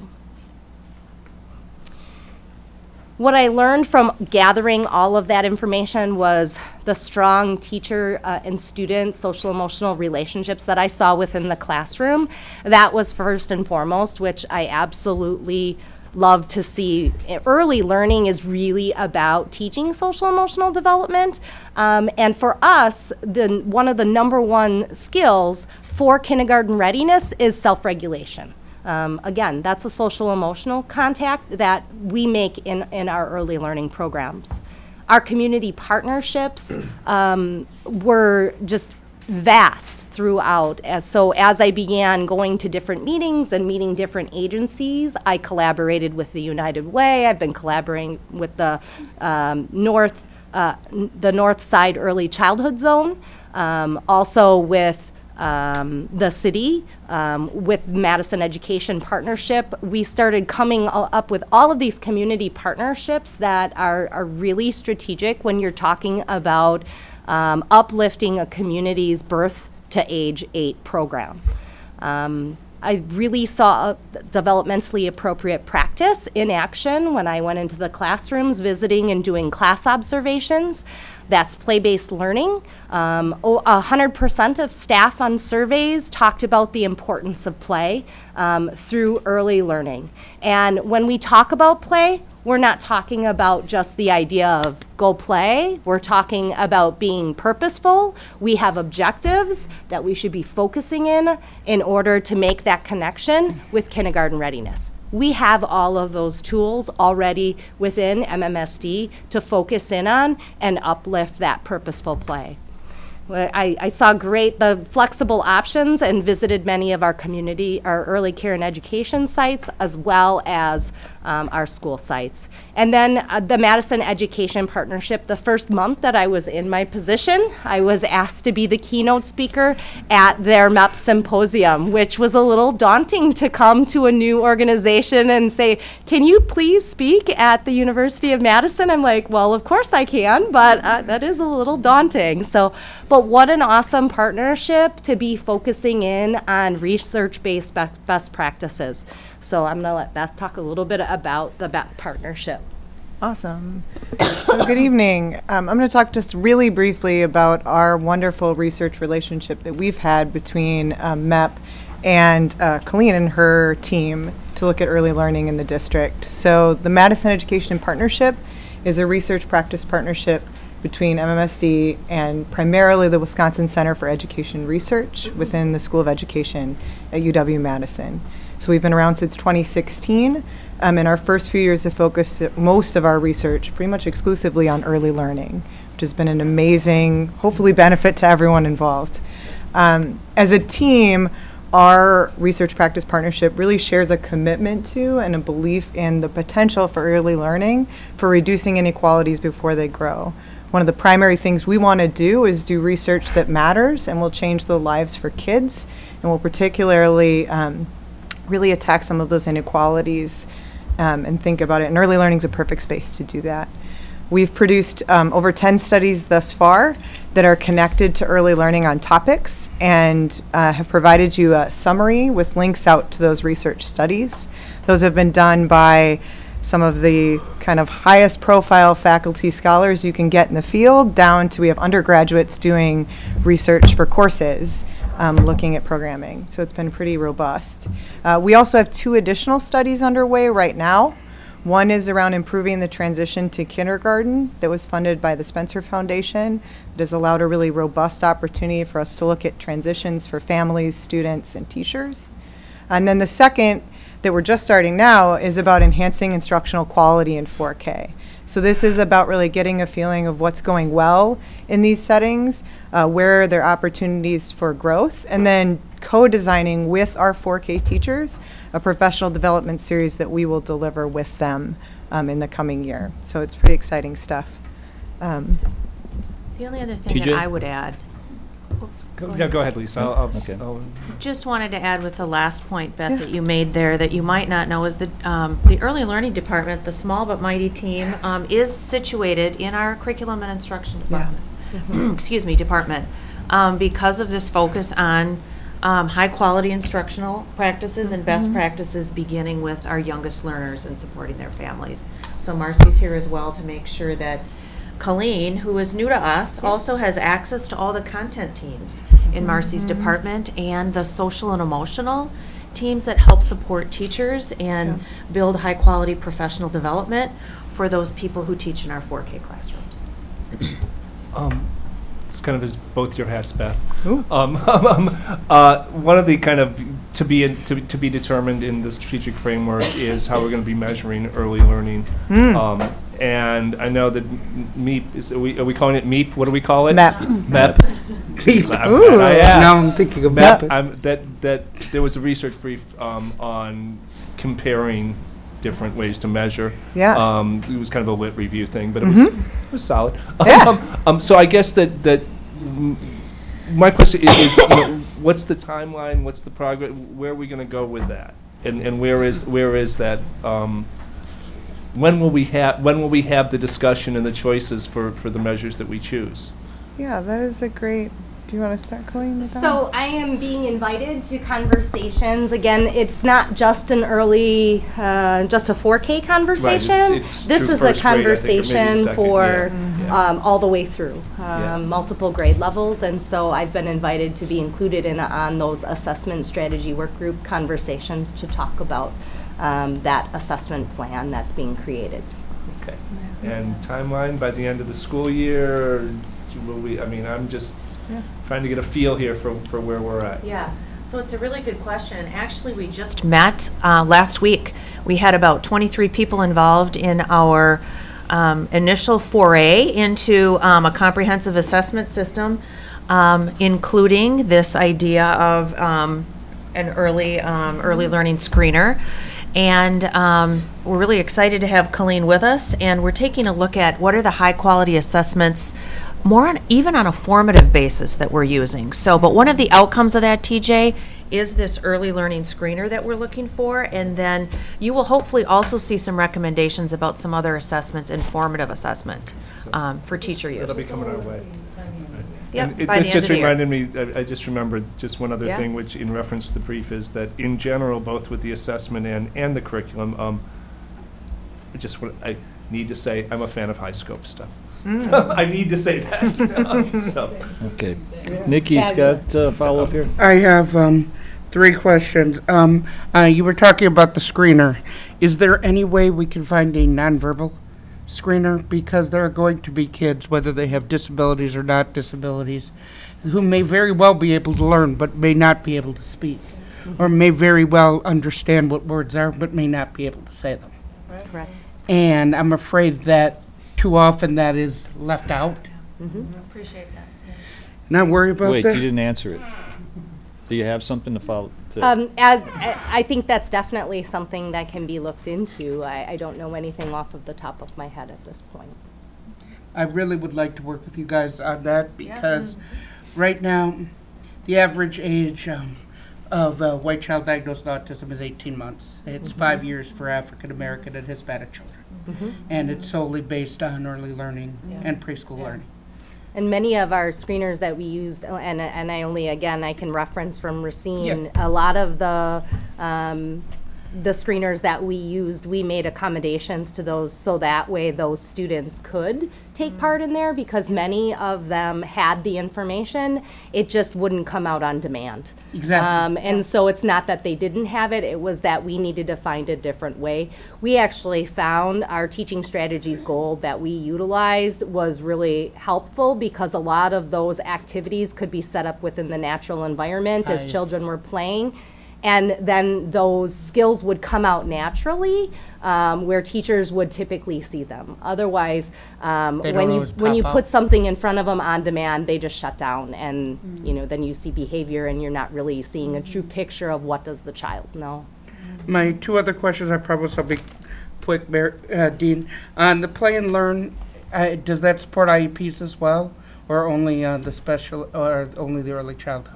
The Play and Learn program, we actually have many of our special education services are provided right within that play group format. So we actually have itinerant special education staff that meets the needs of families within those natural and play environments. And last education question, I swear. I'm just worried. You said structured play in kindergarten and kindergarten 4K, meaning 4K. Is brain development there yet? Are children able to absorb that and understand that? I'm not a childhood expert, but I just wanted to make sure that kids can benefit from it. Oh, definitely. And I love that you said, TJ, that you said high scope, because I'm a fan of high scope as well. And I really see the blend between high scope and creative curriculum, and actually some of their assessment structures are very much the same. That whole idea of Plan, Do, Study, Act is really focused within that high scope curriculum, but it's also in our creative curriculum as well. So it's just really pulling out the best parts and being purposeful about it, and making sure that our children, that our teachers have the opportunity to collaborate and plan and understand the objectives that they're focused in on. Go ahead. I was just curious what improving instructional quality would look like. Would it be the same throughout the district, or would it be tailored to different schools or different types of students? Because I know that oftentimes, regardless, if the instructional quality is the same, there's still students who will perform better than others just because they're different types of learners. So I was wondering, once we find out a way to measure that progress, will there be any kind of specialized teaching or learning? I think there is.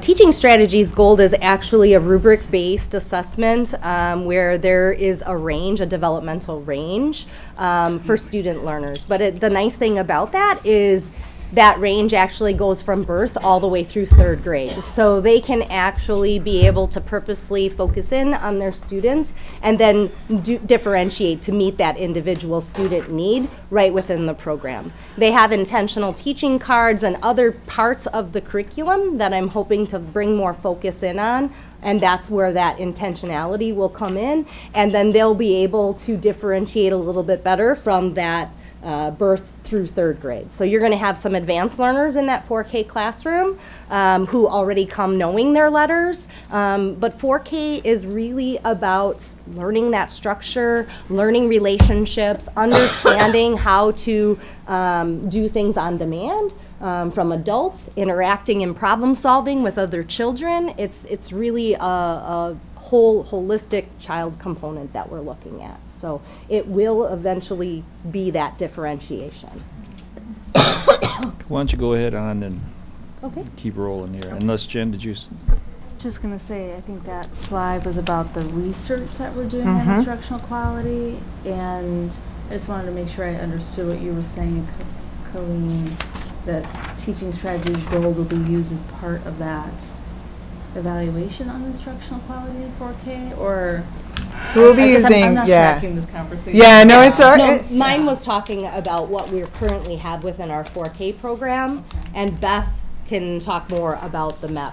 Yeah, I think the beauty of some of the MEP work that we're doing, like this particular study, is that our hope is we're building off the strengths of our early learning department as well as highlighting areas where we can grow. So this professional development sort of culmination will be in addition to PD that's going to be received and delivered by our early learning staff. So it's really about enhancing instructional quality by supporting teachers better, by figuring out where we have strengths, identifying those through things like teaching strategies and the class observation tool, and then thinking about what PD can we provide together as part of the MEP work, as well as what Colleen and Barbie and the other fantastic people we have in early learning can do. Okay. So. All right, let's talk about what we've learned from the research so far. Yeah, so a couple key things that I just want to highlight out of all of those studies. I think the first and foremost is that we found that our 4K program enhances equity in the district. We have seen that there's been steady enrollment in 4K, and that enrollment rates are higher among our students of color and students from disadvantaged backgrounds, our low-income students, our English language learners. So we're reaching who we believe this program really can benefit. We also have seen that all students really see gains from participation in 4K. Their literacy gains, their social emotional gains, but the students who need it most demonstrate the most gains from 4K. So again, it's really getting us toward those goals of disrupting inequities early on. In this work, we've also seen there's room to grow in what we've done in 4K. We've found other places around the state that are doing good things as well that we feel like MSD can leverage and learn from. We've also found areas within our 4K programming that we can improve, such as our family engagement practices and our work with our homeless students and their families. And most of all, we're still learning. So our current studies that we have underway are going to help us provide insight into new practices, such as home visits between teachers and students and families in the summer before kindergarten, as well as looking at professional development for teachers. So a lot of exciting opportunities for MEP, and we're stoked to keep working on it. So I think one of the great pieces that MEP provides, Madison School District, is they really provide opportunities for questioning ourselves and questioning our programs for continued growth and opportunity within our programs, which I think is just awesome. So the priorities from the visioning feedback and all of the information that I've learned, I really learned about what priorities I wanted to focus in on our early learning programs in order to focus and create high quality early learning programs. There are actually 10 standards of quality early learning programs that the National Education for the Association of Young Children puts out. And the great thing about Madison is that our city accreditation process for early care and education sites is based in those 10 standards. So these are the three areas that I really wanted to focus in on. A couple short term that I thought I could make some quick gains on, and then kind of the long term one being ensuring that we have high quality early learning programs to close those opportunity gaps. Sorry, I just had a quick question on the last slide. Just to clarify, how are we measuring the gains that was in students who demonstrate the need, I guess? Yeah, so this references to papers that we had previously done. We looked at differences in literacy scores. We also looked at differences in teacher ratings on report cards as well. So that's. And all of those studies and that are, I think, in the summary handout with links to each of the full studies if you want to get more information. They're really well done. So the first category area that I want to focus in on is professional development. From stakeholders and the surveys that I talked about in the meetings I had with principals, it was really geared towards best practice of focused instruction and early learning. How do we empower teachers by providing those tools for individualized instruction, for early literacy intervention, early math intervention, and social emotional support for behavior within the early learning programs? And then how do we improve our transitions between our early learning levels? So between our 4K program of our early care and education sites and our school sites, but also between our 4K level and our 5K level. And where does our 3K level come in? Where are our early childhood special education students coming in and fitting into this work as well?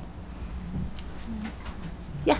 The 4K, in our school-based sites, the 4K teachers participate in the school-based professional learning, professional, and the school community activities. Sure. What is the community and what is the practices with the ECE, the teachers who go to the ECE sites? Sure.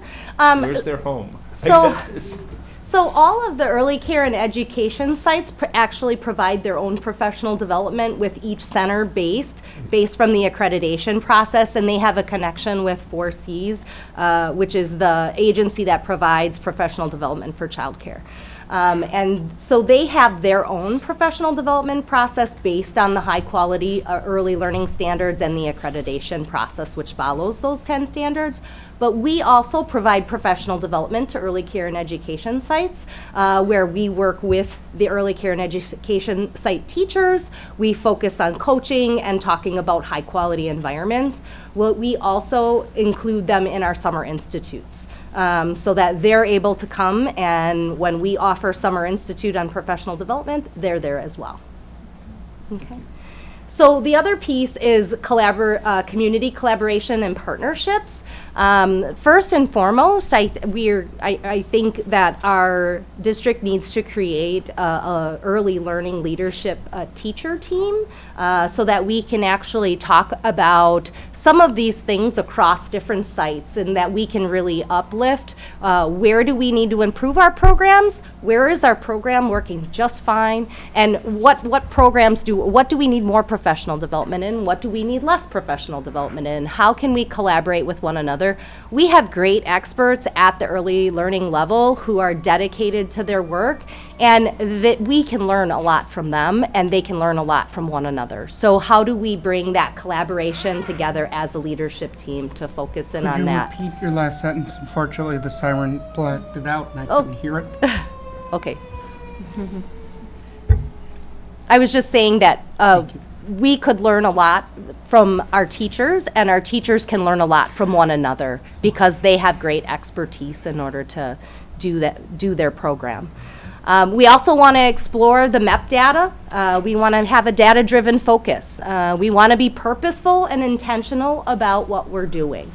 We also want to explore full-day 4K options, and we want to make sure that we're collaborating with our early care and education sites and our community agencies in this process. And so this is where our early learning priority work starts to come in with an early learning community network as well.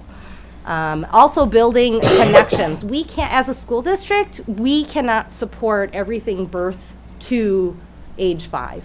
So how do we as a school district support that Birth to 3 network to lift that up and bring that in, that connection of transition into our early learning programs? Go ahead, TJ. Again, on the full day 4K options, Mm-hmm. do we have a sense of what percentage of the ECE students currently attend their centers full day? I do not think that we have that, but that's something I could find out for you. I just think it's. I mean, what kind of change? It just. I mean, it's kind of a base point. Where are we today? So we have approximately 700 students in our early care and education sites. And of those 700 students, typically parents choose an early care and education site because they need the wraparound. So I would say that probably the majority of the families that are attending an early care and education site, they're attending there because they need that wraparound care. Maybe that can be a research piece. Or part of a research piece. Just one small part. Wonderful. I think it would be good at the baseline as we talk about expanding to full day 4K to understand that. And clearly, any expansion that we do within our school sites is going to have a significant impact on our community partners, and there's a delicate piece there that extremely. And actually, we actually had full day 4K in Racine, so we actually utilized our community partners as well as our school sites in order to offer our full day 4K programs to the highest poverty neighborhoods and families that we could offer it to. We really saw that the gains in achievement that were made with students that were given that full day programming were much higher than students who attended a half day. Although we had great gains in our half day program, those students who were provided more instructional time, surprise, surprise, more instructional time gives you more instructional outcomes. I'm going to ask a yes or no question. Yes, In Racine, did you utilize Head Start sites for the full day 4K? Okay. Some of them, yes. Some of them. Yes. So I also think that part of our We Will Plan for the Future is then creating that early learning priority project where we do collaborate with our community partners on that idea of full day 4K, but also what do we want early learning to look like in Madison, and how do we uplift our community and all come together to work together on this very important topic. I think this also leads into talking about building excellence and the implications on analysis of space. If the Department of Public Instruction comes out and says we will give you full day funding for the 5 urban school districts within the state of Wisconsin, what does that look space-wise for Madison, and what does that look like for other districts as well? There's some connection pieces that we'll be focusing and collaborating with other districts as well. Also, we have to think about the systems to collaborate. How do we get that terminology, pre-K or 4K through 3rd grade? How do we align our educational services, our behavior plans, our early intervention supports, and how do we do that in a developmentally appropriate way? Because that's the key, is we don't want academic pushdown that is going to create more behavior problems if it's not within that zone of proximal development. When I heard Jen's leadership story the other day, and I was so touched that she said zone of proximal development. I'm like, yes. Understanding that, we need to teach students in their level that they're ready to be taught. And then just continuing to focus on that culturally responsive teaching to support social and emotional development throughout our early learning programs, not just 4K. That needs to continue through kindergarten and 1st and 2nd. It needs to continue through high school. Who am I fooling, right? So we really want to focus so that all children have access to high quality early learning programs in our schools and community sites. And so my questions to you, and I don't know how much time we have for questions, but we've been answering questions all along, are where do you see additional opportunities in early learning as we're planning for the future? And as a reminder to the board, right now, at least we have a placeholder for early learning to be the central focus of our end-of-year board retreat. And we were hoping that this would be kind of the launching point for our exploration over this year, so that by the end of the year, we could come back to you ready for a really deep and more specific discussion about actions we might take as a school district and as a community. So I think we're especially interested in hearing from you before we close this out. What do you want to make sure that we're exploring over this time between now and then? From Gloria. Yeah, I just I'm just looking at the research here.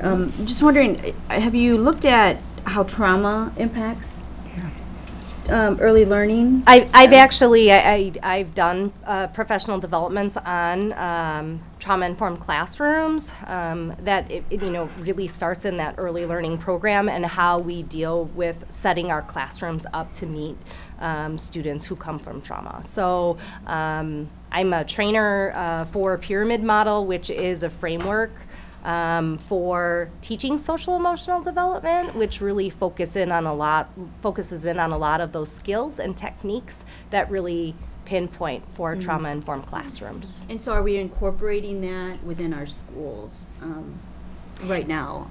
Or do we have a plan to in the future? I think a lot of the early learning programs have been included in their building studies of trauma-informed care.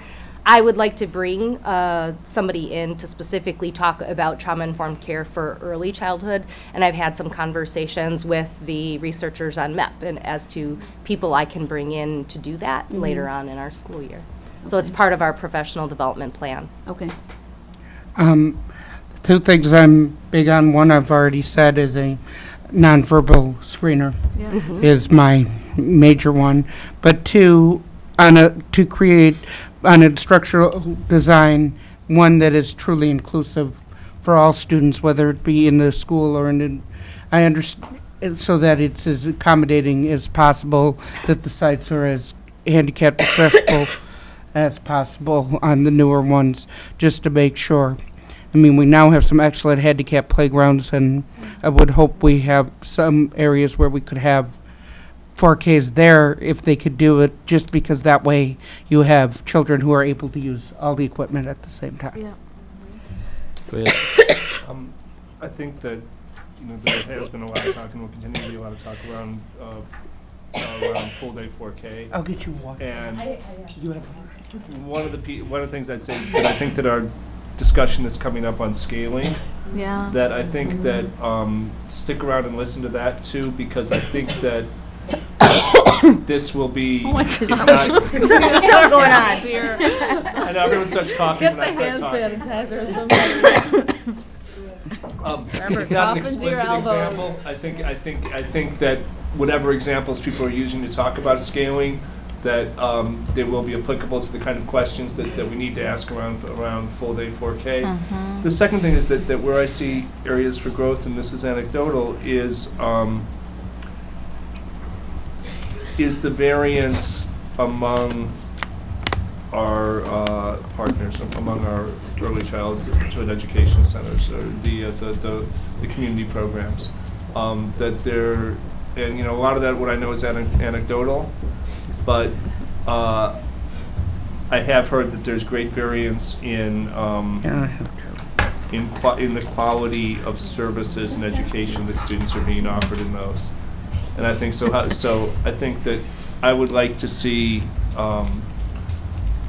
very proactive on our part, because these are our kids. They will be, if they're kind of in our classrooms now, and they will be in our classrooms soon.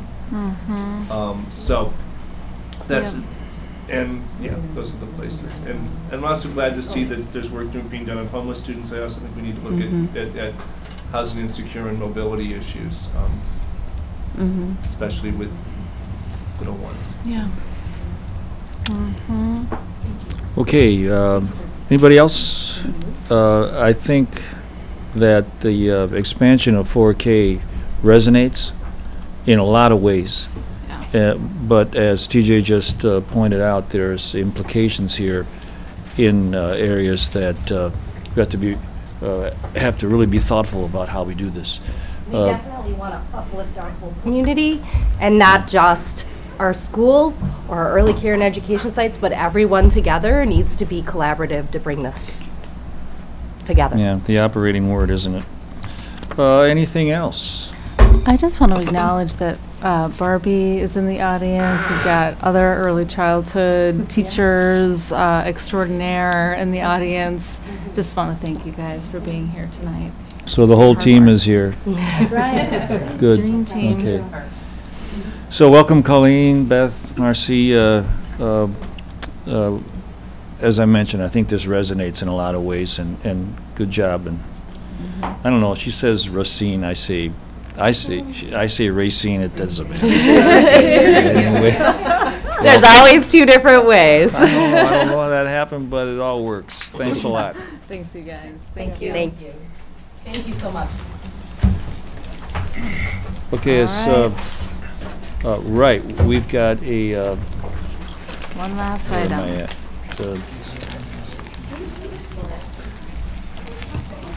Okay, that's the next item is the scaling. Yes.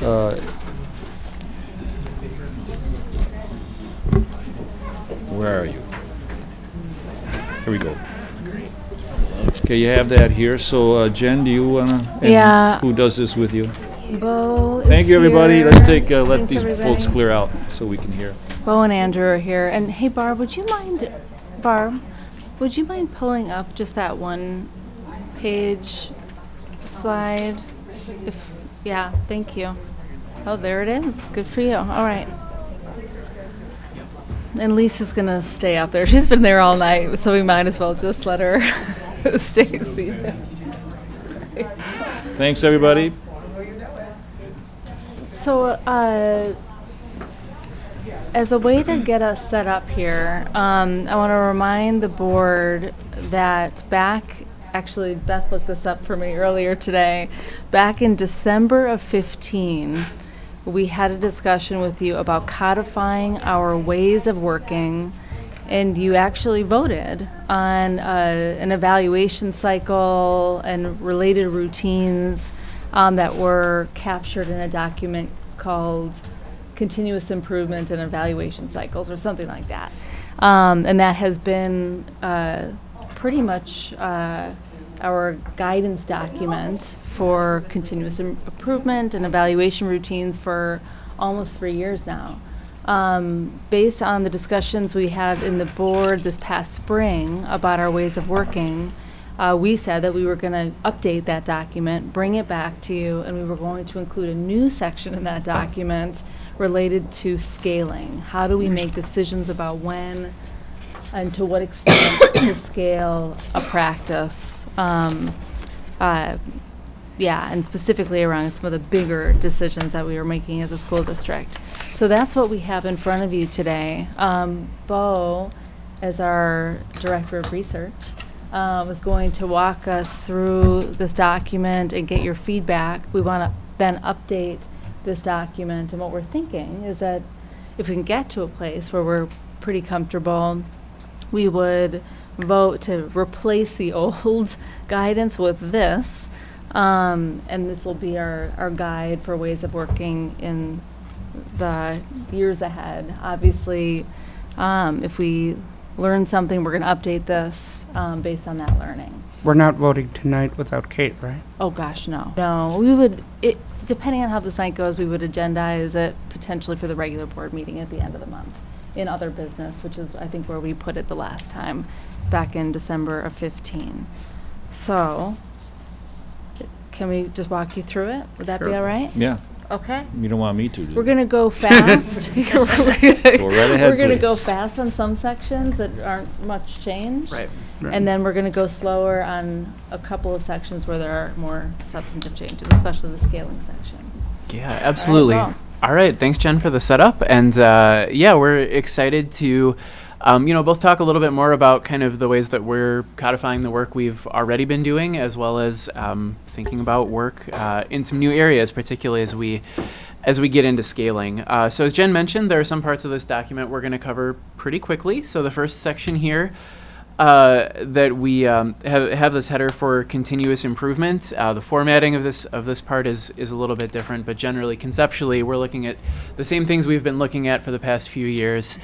Same content and ideas about kind of what our continuous improvement cycles look like as a district, reviews of progress that are happening for schools, for the central office, for the board, and then by extension for the public as well. This is kind of one of these sections we weren't going to dig into too much because, again, we're pretty much just codifying the ways that we have been working over the past few years. No real substantial changes in this section. Question? Yeah. Do you guys do the contracting report too? Sorry, which I'm report? looking at the list on page 2. Do you do the affirmative action contracting report? Oh, or is that a different department? Yes, absolutely. So that'd be encapsulated under a human resources report We that's merged listed here. No, year. the contract, the one for contract compliance. contract compliance report. Oh yeah, no, that one That's not hasn't you? been our team. Okay, no. Yep. Yep. Eric. Yeah. Yes. That's a good question. Yeah, but essentially the continuous improvement work, we feel like this is a strength of ours. We're always going to get better at it, but no dramatic changes. Yeah, absolutely. So again, moving into the second page here, this is kind of a list of the standard annual data reports that you're going to see coming out from our team. So these aren't ad hoc requests. They're not one-time research projects. They're not kind of regular consulting functions that we serve for other departments and other folks as those things come up. But just generally, these are the standard reports you'll expect to see every year. Dates may be subject to change a little bit, but depending on data availability and things like that. But this is kind of that general cycle of when you'll see these reports on our big data sets becoming available. And then just a quick overview of our process here. Again, our team will complete a report. We'll share that with program leadership, incorporate feedback, work with Jen and other senior leaders, share that report with principals via their bulletin or a principals meeting, and then share that information with you all as well. So that's my really quick high-level overview of this first section that is pretty well unchanged. But I'm happy to pause here and see if there's any kind of questions, comments, or concerns about that. You did better than you think. All right. All right. Which leads us into a meatier discussion. Yeah, absolutely. So, so the transition into the next section here, as we look at evaluation cycles. So this is the first area in this document where you are going to see a little more noticeable change. In the past, as we adopted the 2015 version of this document, we'd been looking at a 3-year evaluation and review cycle for the major plans that we have in place as a district. So those are the English Language Learner Plan, Advanced Learner Plan, Special Education Plan, the Behavior Education Plan, and IGNITE, which was formerly the Information and Technology Plan. And so you've seen summative program evaluations covering a lot of this work over the last few years.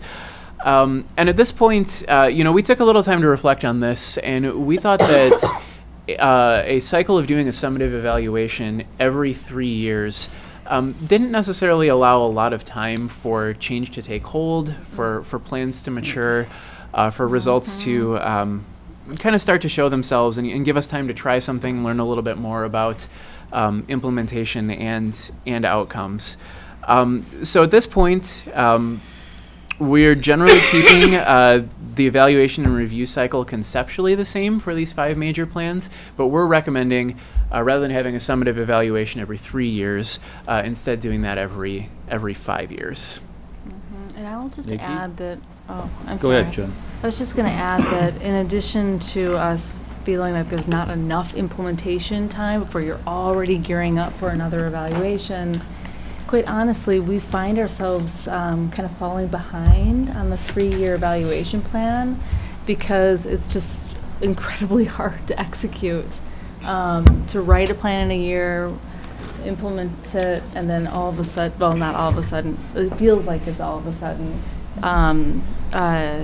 we're back to evaluating the work. So I think we're thinking that this is a better reflection of what it turns out that we're actually capable of doing as well. And they're also costly. And they're expensive. Yeah. No, go ahead. Okay, sorry, didn't know which No, one. you got it.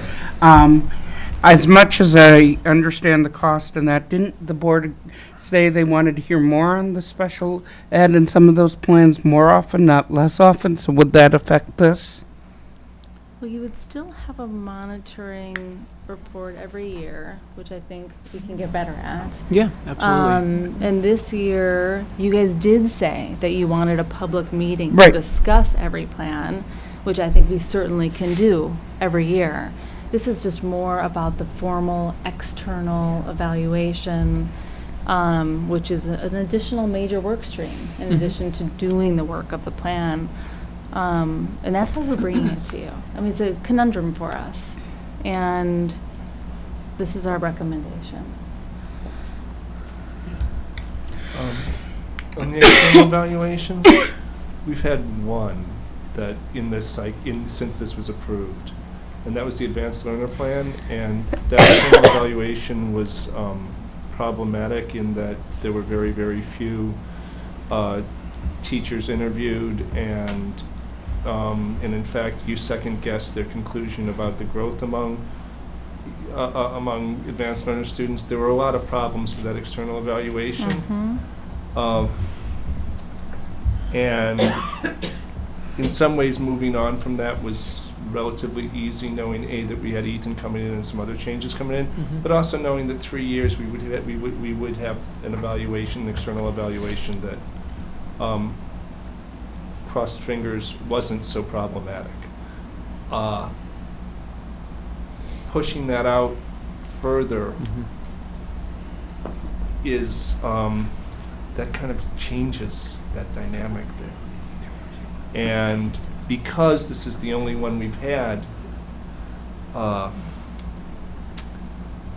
this year we have the English Language Learner Plan 1. This will be number 2. Fingers crossed that this one isn't riddled with problems, right? Sure.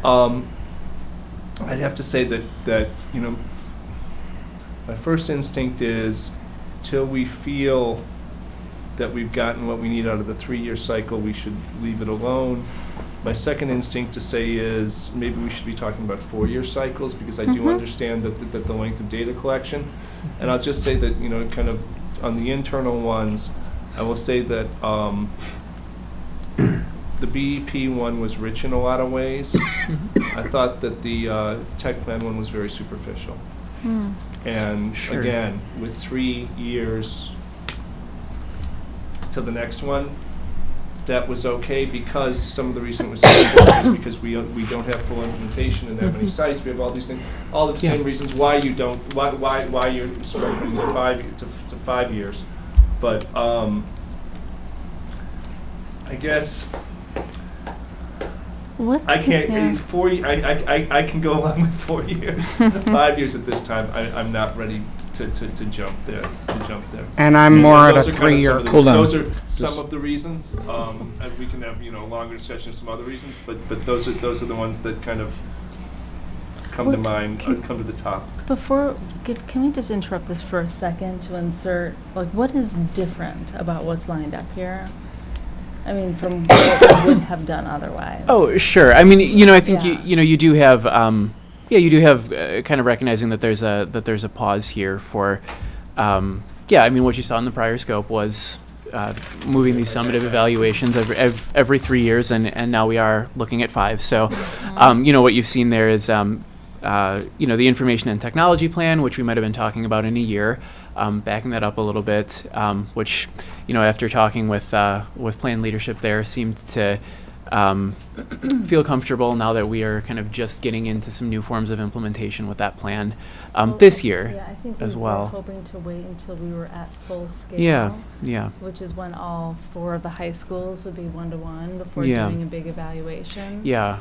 Right, and I would note, the differences you saw between what we did with the behavior education plan and the tech plan is that the tech plan was intended to be kind of a 1-year check-in, and whereas the behavior education plan was that more summative 3-year look. So I think, when the more comprehensive look at the tech plan comes, I would expect it to look a little more like the behavior education plan.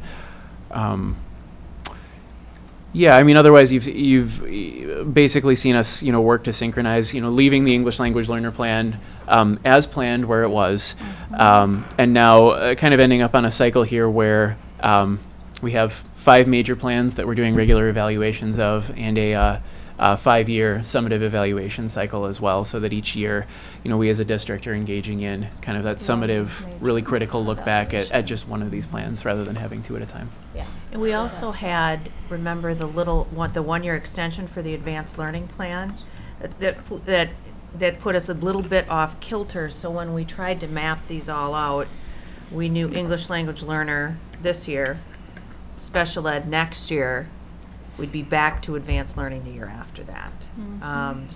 To do 2 in a year, you guys can only imagine that's all we would be talking about at the instructional work groups, and we were trying to also just get a rhythm and a pace to manage the work and actually get some things done. So yeah, I appreciate the way this looks. You can actually see it looks like 1 a year, right, for the next 5 years. Yeah. Nikki? I think Lori actually. I think that was my question. Like, if we're staggering these, right? That's part Yeah. So doing 1 a year. Yeah. To focus areas. And then I just was wondering about if we can prioritize, but they're all important. I mean, it's like, it was hard. I mean, information technology, yeah, I can wait 5 years, but, and then looking at the others, they're all very important, so I don't, yeah. My statement is, I could maybe do 4 years. I can't do 5 years. I think there's just too much time. 4 years is a high school career. And I think in order to have it best for our students, I think they should be able to be done in the amount of time to get things through while they're still in the program and in school. That's why I could see the 4 years. I would prefer the 3. But 5 years, take technology. In 5 years, will my phone and my technology be the same as it's going to be the next in 5 years? Will it be completely obsolete?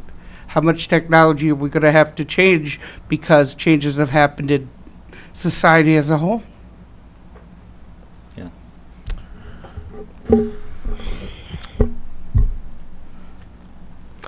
So thinking about, well, first of all, I should start.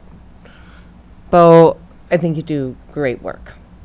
And it's really good to see, since the time that I've been on the board, the quality, particularly in the internal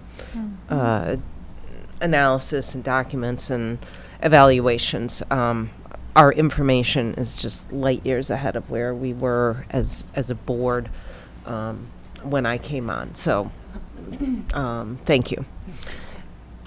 As I struggle with this, I hear what Gloria's saying, what Nikki's saying. I love evaluations. I just love data and all that sort of stuff. But for all how much I love it, I'm concerned that our evaluations really are not providing us with the type of timely and actionable information that really supports aggressive, continuous improvement. And I met first Bo and Beth when they weren't here as part of the Avid Tops evaluation many moons ago almost. And at that time, that provided a lot of really good information. But I think as the program advances and as we look at that, so I'm sort of involved from that side of things, I know about that program. I know about some of the challenges we face. Frankly, the same type of evaluation at this point doesn't provide the value of how we can really improve that program. And I think once you get into these programs a number of years, and these are all things where we've developed more plans for the first time in a long time. I think we have some really good plans around these. I'm not feeling like our assessment is really supporting the work of timely, aggressive, continual improvement that has to happen every single year. And if I was in these programs, if I was running these programs, I would really be interested not in the 3-year or the 5-year, the 4-year. What I want to know is, how are you supporting me every single year? Right. And what are there other ways that, I know the scope can be huge, right? I mean, we can't do that every year. So is there something in our decision-making process in how we continually improve that we are looking and targeting at specific areas within that are looking at other things? So I would, since this can of worms has been opened, I'll open it a little bit further and say, can we even look at this a little bit more broadly? Because you have issues, right, with 5-year plans and how long. By the time you get them, it almost feels like, well, we already changed that, or that hasn't done this and that. So I'm all for really looking and using this as an opportunity to see what is the most effective way that we can help our staff and our teachers in the classroom every single day and in our buildings improve their practices. Yeah. TJ's next, but Jen or Bo or anyone, do you want to respond to any of I that? have a lot of thoughts on that. I mean, if I were to put my money on what improvements we could make that would have the biggest difference, it would be what we do during every annual monitoring year. I'm with you on that, Mary. I feel like there's all kinds of potential to improve the kind But of we'd thing have to improve. We would, yeah. Oh, yeah. Yeah, no, and I'll fully acknowledge that, what happens during these monitoring years, I mean, last year was the first time you saw monitoring year updates for the major plans, so I don't assume that the first attempt we took at this means we got everything right. And I absolutely hear you about timely and actionable information. I think it helps us to kind of hear from you, but also think among our team, what timely and actionable information really looks like. Because, as a goal, I think we're all absolutely in support of that. And maybe that doesn't mean, we're doing propensity score matching and comparison groups every year. That's a kind of time and effort that you wouldn't put into something like that. But being a little more conscious and deliberate about those things we do want to track on an annual basis, I think is well worth doing. Well, so, I'm sorry. Let TJ go and then Gloria. Two pieces. One is that, what kind of the conversation around the monitoring reports and what happens with literally continuous improvement as opposed to staggered improvement kind of ideas. And I do think that, in some ways, in other ways it's not a model, but the annual and I don't think we can do this with everything, but the annual adjustments we've done around the BEP are an example where we have tinkered. Absolutely. I mean, we have, and in some cases more than tinkered. And I think that with the big plans, and we've actually done some adjustments around the information and technology plan as we've gone along too. That's seen some adjustments. And I think that a conscious effort of okay, this is the monitoring information, these are the proposed next steps based on this, these are the amendments to the amendments or the addendums or the changes to the plan, and having a process when that's called for. I mean, not every monitoring report is going to say these are the actions. Right. But I think that being open to that, and we talk about ways of working, that incorporating that into ways of working more aggressively, to use the word that I liked Mary using, is a good thing. The other thing is I just kind of want a little addendum to what I said before about 4 years, 5 years. I think that there is a place when we get to a plan or a way of working or something where 5 years will be I think that, but I guess what I'm saying is that I'm not sure we're there yet on any of these five. Thank you. That there's a place where you know what, this is basically how we're going to go about doing this. We will be doing adjustments. We will be doing this and that, but we're not contemplating any major changes in this work. We are not experiencing crises in this work, and so 5-year eval is good. But I'm not sure again, I look at these 5, and I'm not sure that any of the 5 fit that yet. So, I mean, that's yeah, I'm not sure. So, TJ, is there any, are there changes that could be made to the annual monitoring that beefed them up or focused them in a way that would ever basically substitute for the big evaluations?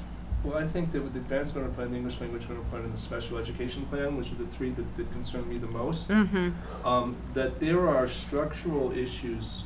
These dictate the structures of our schools. I mean, they dictate how we assign classrooms, how we staff our schools, how we use our facilities, all that.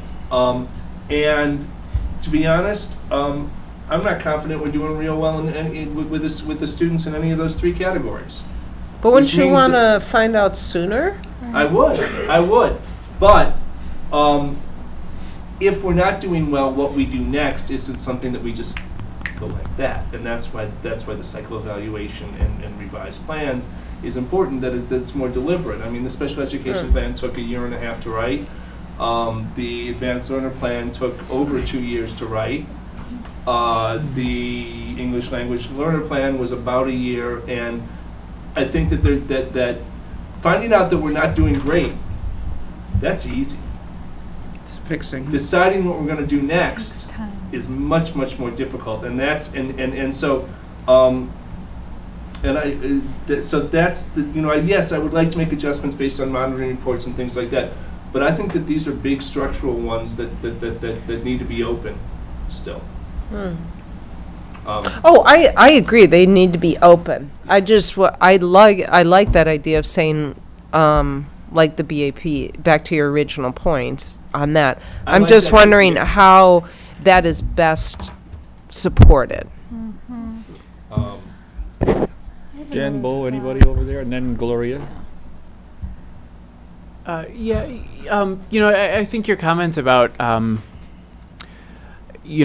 in the past updates to some of these plans have taken, 1 year or 2, actually speaks to another of the reasons that we were proposing a 5-year separation here, because if we're talking about, if we really want our evaluations to be impactful and change our practices moving forward, I think we'd want them to really have a big impact on what the next plan looked like. And so if we're talking about, a 3-year spacing between evaluations, if we have an evaluation informing the next plan, it may take 1 year or 2 to develop, then you're talking about 1 year of implementation of the new plan before we're evaluating again, which was kind of a little bit of what we were thinking through.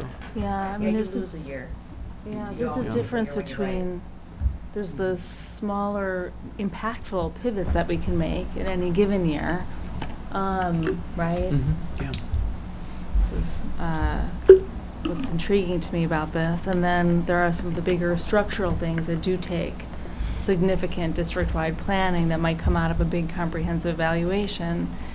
I think one of the things that I struggle with is, and maybe I need to expand my own thinking on this, but for all the years I've been a C&I director or the head of teaching and learning, now superintendent, I've been through a lot of evaluations from external reviewers, and I almost always haven't learned anything particularly new.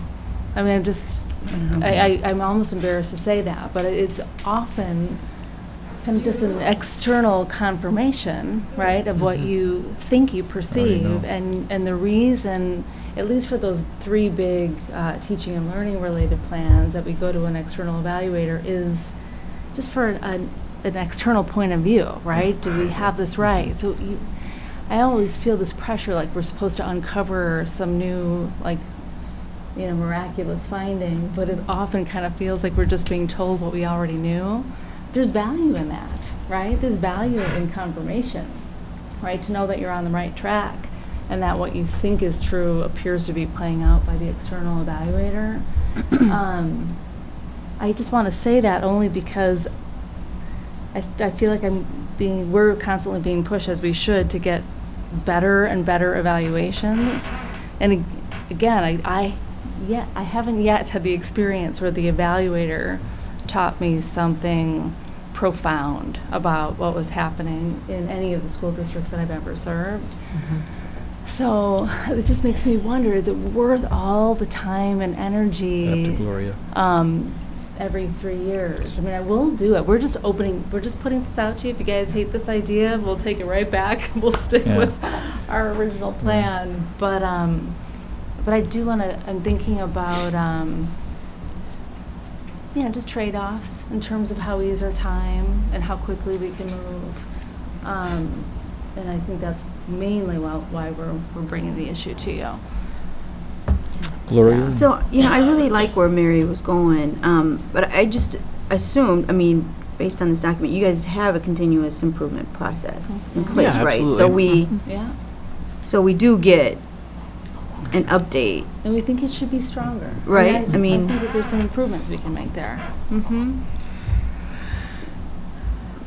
Because I agree. I think the continuous improvement process really does get us to the point of where the evaluation part, right? It gets us to understanding what to expect during evaluations. So I would rather monitor and really do a robust continuous improvement process to help us make those decisions as we're moving along.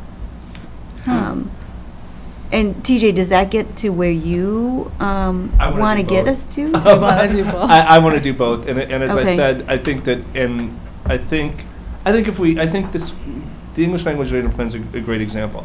I would not have been comfortable with a 5-year to the first evaluation on that.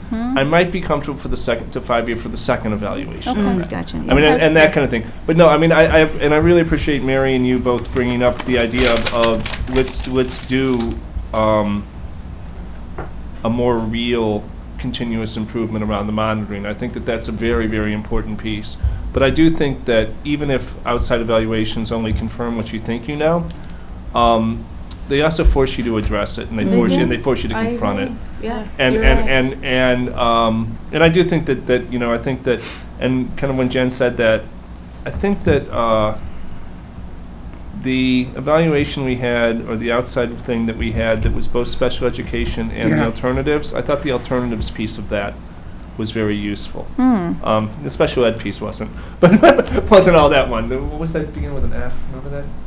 It's like our first year on the board. Oh, yeah. I can't remember. But the alternatives piece of that was actually very useful. That was our first. That was actually our first evaluation. Futures. Thank you. Yeah, that was it. That was it. I knew it began with an Hang F. on, let the string finish.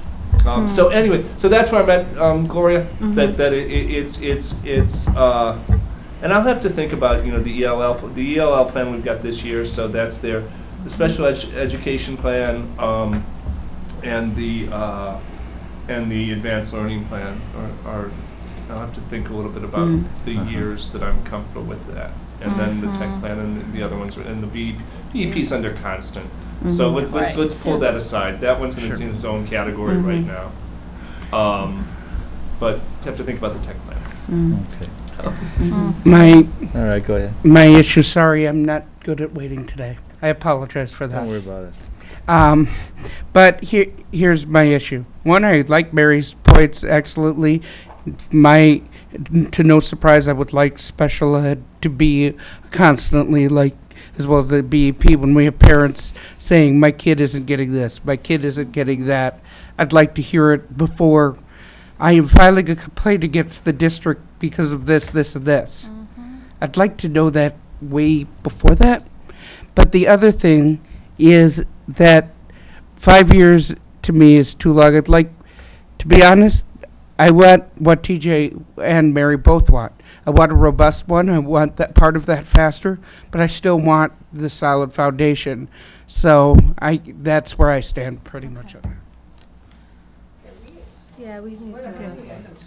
We have one last. Yeah, do you want to? Okay, I think you heard some pretty strong opinions as that this might be okay, but beefing up yearly monitoring is really kind of what we're looking at. My quick comment is I'm an orange box guy. The rest of them to me is just too far out. I think we need to be able to make quick decisions. We Yeah. talked about being nimble, innovative, and moving quickly. Yeah. We've been talking about that. Yeah. And now we talk about 5-year review cycle. So that seems to be at opposite ends of the whole conversation we've been having. So I'm an orange box guy. Let's beef those up so we can make quicker decisions and move And faster. get rid of the big Well, evaluations. We talked about nimble innovation and all of that. That's and yet really we talk about- interesting. TJ's thing, you have to figure out what those questions the big evaluation is answering. Yeah. Narrow. How are those still going Narrow. to be answered? Yeah. I think that's the thing, whether it's. Well, that's interesting. Important, and it's important, and the sooner you are able to answer those, the better you can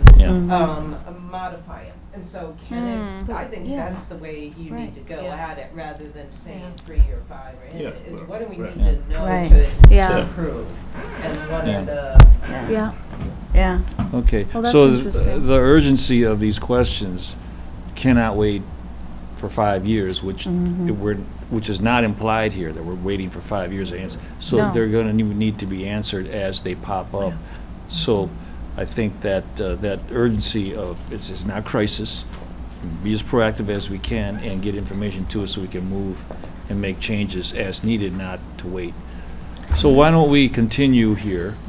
And so Yeah, get let's through do the that. rest of this, and then we can add, finish off our comments. Sure. Yeah. So, so the next section here is just about evaluation for high-intensity partnerships. And again, we left this section largely as is, just with some adjustments to the dates. But knowing that we have our Director of Strategic Partnerships position not yet filled, we figured this is a section to revisit once we have new leadership in place in that area. Which will be very soon. Yes. So then moving forward to the section of this document that is really completely new content and that we've been working on building largely from the ground up here. So that's the section on scaling what works, which starts on page 5. And I'm going to give a quick overview kind of our general thinking here and kind of some big categories that we're seeing as encapsulating some of our current thinking around the scaling process. So we know that we want to sharpen our processes around, what it looks like to pilot, what it looks like to bring things to scale, and the pace that we want to do that at. And we also want to make sure we have sustainability and support as we do that. So one of the researchers we looked to inform this was Cynthia Coburn. Her work on scaling and change emphasized 4 dimensions of scaling that we think are really important and kind of undergird a lot of our thinking here. Depth, which means wanting change to be consequential, not just surface or superficial, but an actual meaningful change to practices. Sustainability, which is really just about multiple elements of sustaining change over time, resources, making sure that we're continuing to get results and continue to invest. Spread, which is really not just about the number of people or places who are doing something, but also just about the influence, how it enters conversations and interacts with other work. And then just shifting ownership, so the new idea is something that we're not seeing as external, but really internal as we're looking at the school level with local knowledge and authority over how that's playing out. So we just know through both research like this as well as our own experience that as we're scaling, it's really complex work. It goes beyond increasing participation, but it's about spreading ideas, assessing, and sustaining change. So a couple of things we'll note here. In this document, we're really focusing on district level scaling decisions. So we're conceptualizing that as what it looks like to bring an idea or a practice into multiple settings over time. So this isn't about one program or one practice that's happening in one location. It's about starting small and bringing that to a bigger scale as we go.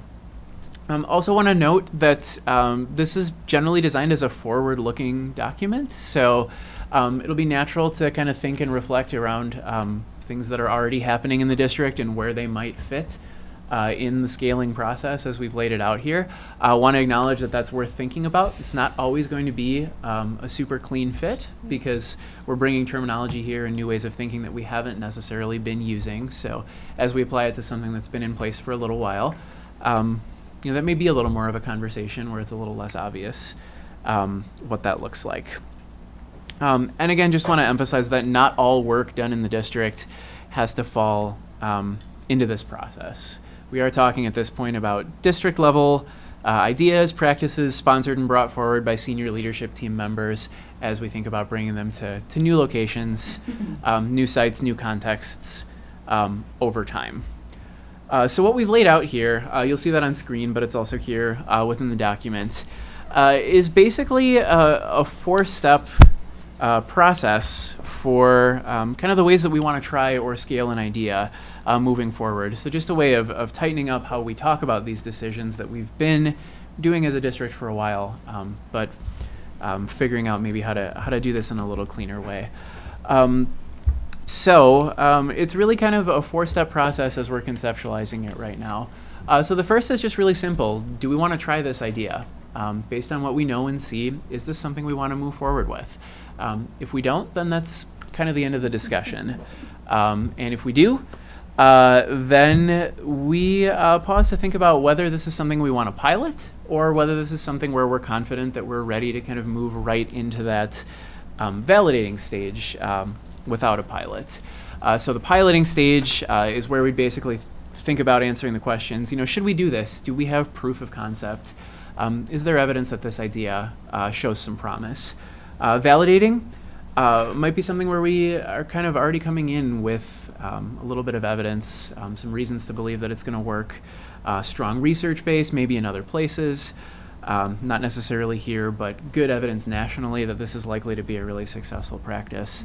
And so validating, as we think about replicating those early successes in other contexts and over time.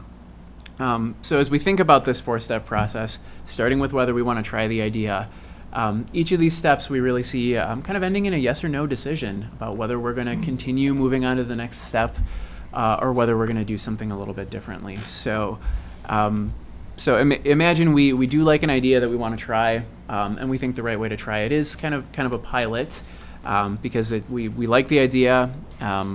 It's promising, strong theory, but we need to learn a little bit more locally to be confident it's going to work for us at a larger scale. If we go through that process, kind of think ahead of time about what are our metrics for success, how do we know we have proof of concept, when are we going to be ready to check in and have that conversation, then we try it. We come back and reflect, what did we learn, did this work, do we have solid evidence, and then if we're ready to move forward, we can consider validating and trying this practice, this idea in some new locations.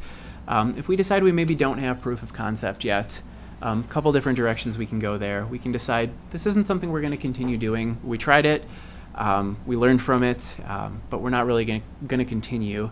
Or we want to sustain it and adjust a little bit. So we think, the pilot maybe didn't show the results we necessarily wanted.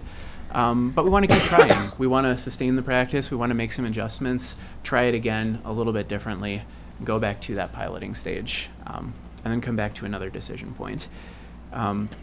So you'll see that kind of yes or no branch here extending after this validating stage as well. So if we decide we have solid evidence from a piloting stage, or if we think an idea has really a strong enough evidence base, we're already pretty confident it's a best practice even if we haven't tried it locally.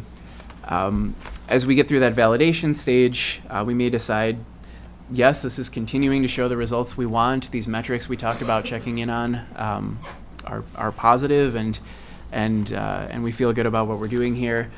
You might consider continuing on to a larger scale, getting closer to the largest practical or intended scale for whatever we're talking about here. Or if we aren't seeing those early successes or these ideas replicated, again, we might pause and think, no, this isn't something we want to do anymore. Or it's something we want to maintain, but just at a smaller scope. We had some local success, but maybe don't see the larger success, so let's keep doing it where we know it was successful and not spread it any further. Or similar to in the piloting step, do we want to go back, try around this scope again, make some adjustments, sustain it, continue trying, and then see if we can learn again going through a similar process. And then finally with scaling, then we start reflecting on as an idea, a program, whatever it is, gets closer to that largest practical or intended scale. Doesn't have to be universal, doesn't have to be in all places for everybody, but is building up pretty much to the scale that we would want it to if it was working. We continue to reflect, we continue to monitor, see if that's worked. And if we say yes, then this is something that we take to our full scale, that we take to, you know, the largest scope that we think is appropriate for whatever this is. And then it becomes part of our continuous improvement cycle. So we celebrate our successes, we reflect on what we've learned, and it becomes one of these things that we monitor and reflect on as a regular base, or on a regular basis. Or again, if we decide it didn't work at full scale or isn't showing what we wanted, we stop, we maintain at a smaller scope, or we sustain the practice, go back, adjust, try it again a little bit differently. So generally a 4-step process here. We have a lot more of kind of our thinking laid out later in this document with some of the specific questions you'd ask at each of these steps. But generally just viewing this as something where we decide what we think about an idea. If we want to pilot, we try that and we reflect on how it worked. If we're ready to go right to validating, then we skip right to validating. But either way, then we try it a little bigger, check in again. If we're feeling good about it, try it a little bigger, check in again. And if we still feel good, then it becomes part of our standard practices. And one of the things we do. Yeah, I just had a quick question. After, say we scale something to a full scale, and at one of the new sites it doesn't have the intended consequence that it did at maybe one of the older sites when it was a pilot, how would we react to that just moving forward? Yeah, absolutely. I think that's a great question, and I think within each of these steps, you know, depending on how the evidence emerges, I don't think for an idea every school has to be at the same place in this process at the same time. So that might be one of these moments where we pause and say, you know, these 3 schools, we're ready to continue, more students, bigger scope. We may look at another school and say this really isn't having the impacts we want, we're not going to do this practice here anymore. So yeah, great question, and I think yeah, you can see this kind of pace differently in different locations. TJ. I think one of the key steps is, it's on page 7 here, is do we want to try this? Yeah. And I think that there's a couple, 3 kind of things that need to be added to that step. First is, what's the initial cost? What's the cost of trying it? And the costs, not only financial, but also staff time and student time and things like that. Just to assess, you know, that this is, what kind of, what's the cost of piloting or validating at this point? Sure. Secondly is, what's the cost at scale? And I think that before we decide if we want to put something in the hopper through this process, you know, if we're successful, we'll, you know, does our definition of success, what's the bang for the buck? I mean, what's it there? And the third piece is our capacity at scale. If this is successful, you know, would we have the capacity? And again, and I think that there's capacity comes in all sorts of forms. One of them is time. I think I'm going through this and I'm thinking about the cell phone bags that we piloted last year. And cost at scale was outrageous. I mean, it was like $6 million or something crazy like that. And secondly, also capacity at scale. We tried that, I think, in one subject, English only. Capacity at scale meant doing that in every classroom. And was that the kind of change? You know, we have the capacity to do that, but we're losing, you know, 20 minutes, 25 minutes of instructional time by doing that in every classroom. We did it in English classes, I think, only. So I think it's really important to have those at the start and ask ourselves, you know, when we're asking, do we want to try this? Imagine out and look at that. Second is a small thing, is that if you skip the pilot stage and go straight to validate, it's just not here, and I'm sure it's in your mind. You want to define the success metrics if you do that too. Oh yeah, of course, yeah, absolutely. And it's not in the, it's not on the thing. The third thing is that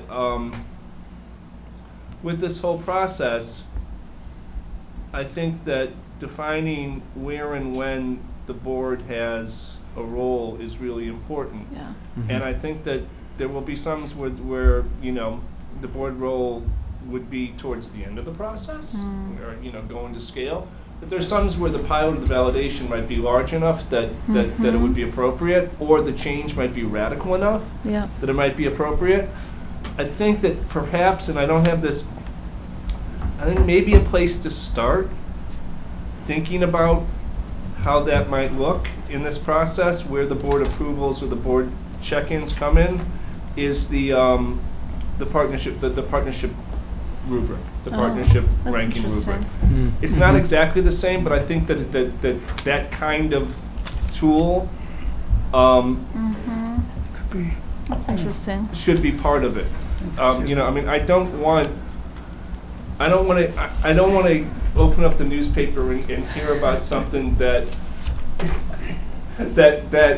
you know, some 3 or 4 board members think is like whack, right? And I also don't, and that it's already in place and already doing that stuff. And so I think that there is, but then again, I think that some of this needs to go forth with, you know, just barely on our radar. So we have to find that balance. And again, I think the partnership rubric might be a place to start trying to define that balance. Yeah. So those are I my like that. thoughts. And That's thank you for the great. work. That's my Excellent. other thought. Thank you, Bo. Excellent. Any other thoughts? Say it again. Any other thoughts on what Bo has laid Yeah, I'm out? sure there are, but I can't put my head around it yet. I'm much more of a crisis management person. So to think farther out is a good exercise for me. And in a school district this large, it has to happen. But in my life, I've had to change the world today and stop and go. And sometimes we have to do that. Our teachers do it every day in the schoolrooms. That has to happen. So we're really good at that. This has been a good discussion. How you merge those types of what we have to do on a day-to-day basis with crisis every day with somebody in every school.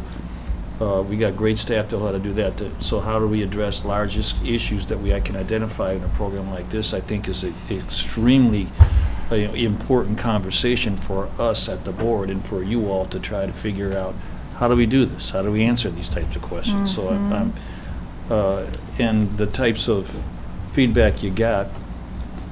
I'm the Brown, the one that, the 1 year, give me what happened this year. And I think you all heard that. Yeah. But a longer overlook has its benefits too. Others say that better than I do. Mary. Yeah, I think this is really, really good work. I like that the validating step was put in there along with going back. Doesn't mean it just stops. I can think of a lot of things we have undertaken that I think if they went through this type of process, we may have still done them, but I bet we would have done them better because we would have understood that there are going to be these gate checks. Yep.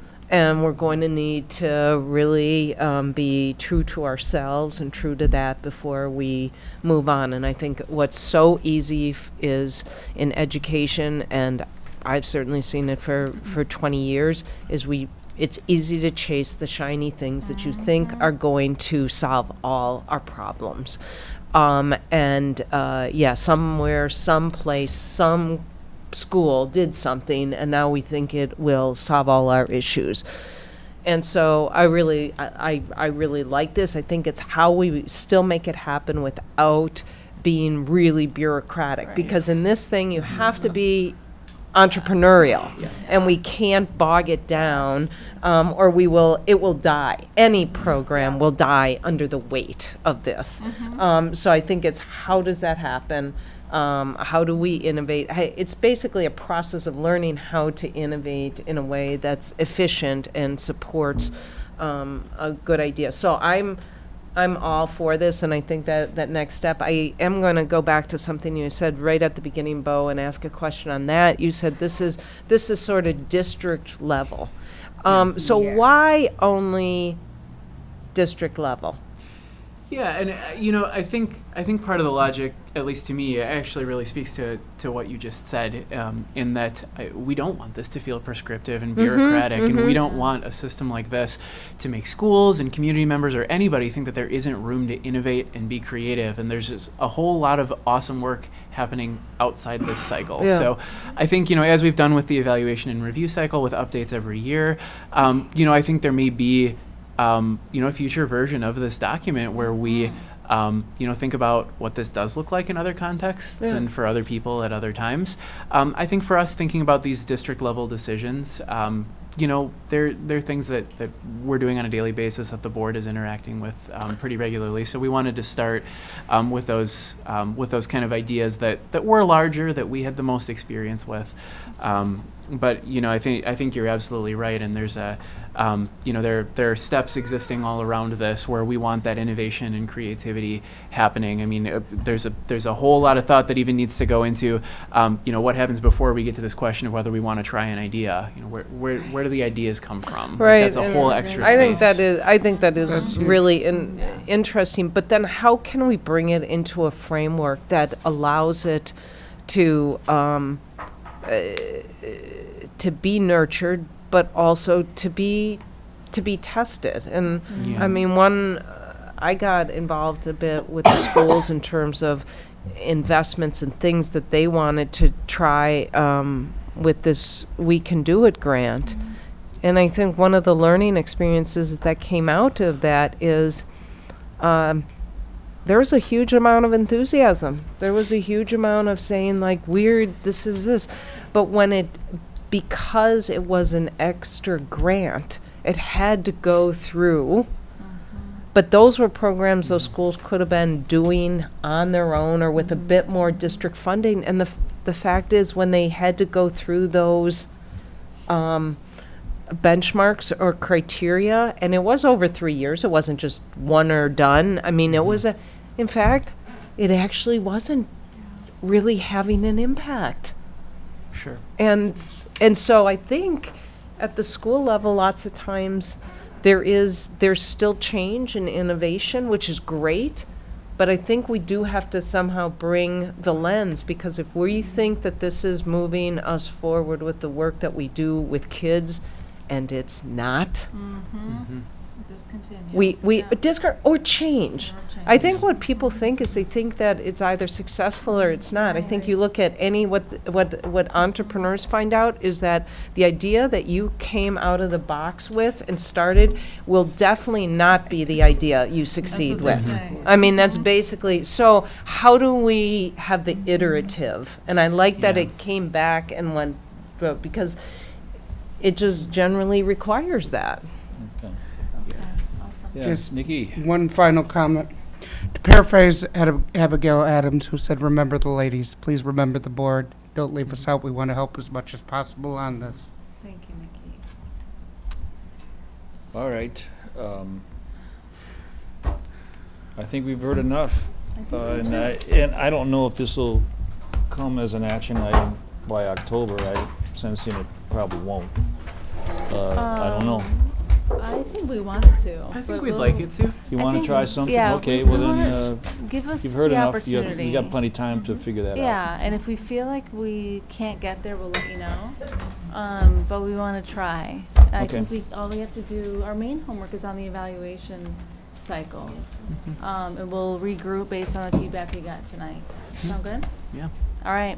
Okay, motion to adjourn, folks. So moved. All in favor? Ahmad? Everybody else? We didn't have a second.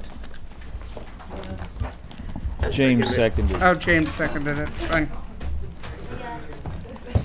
Sorry.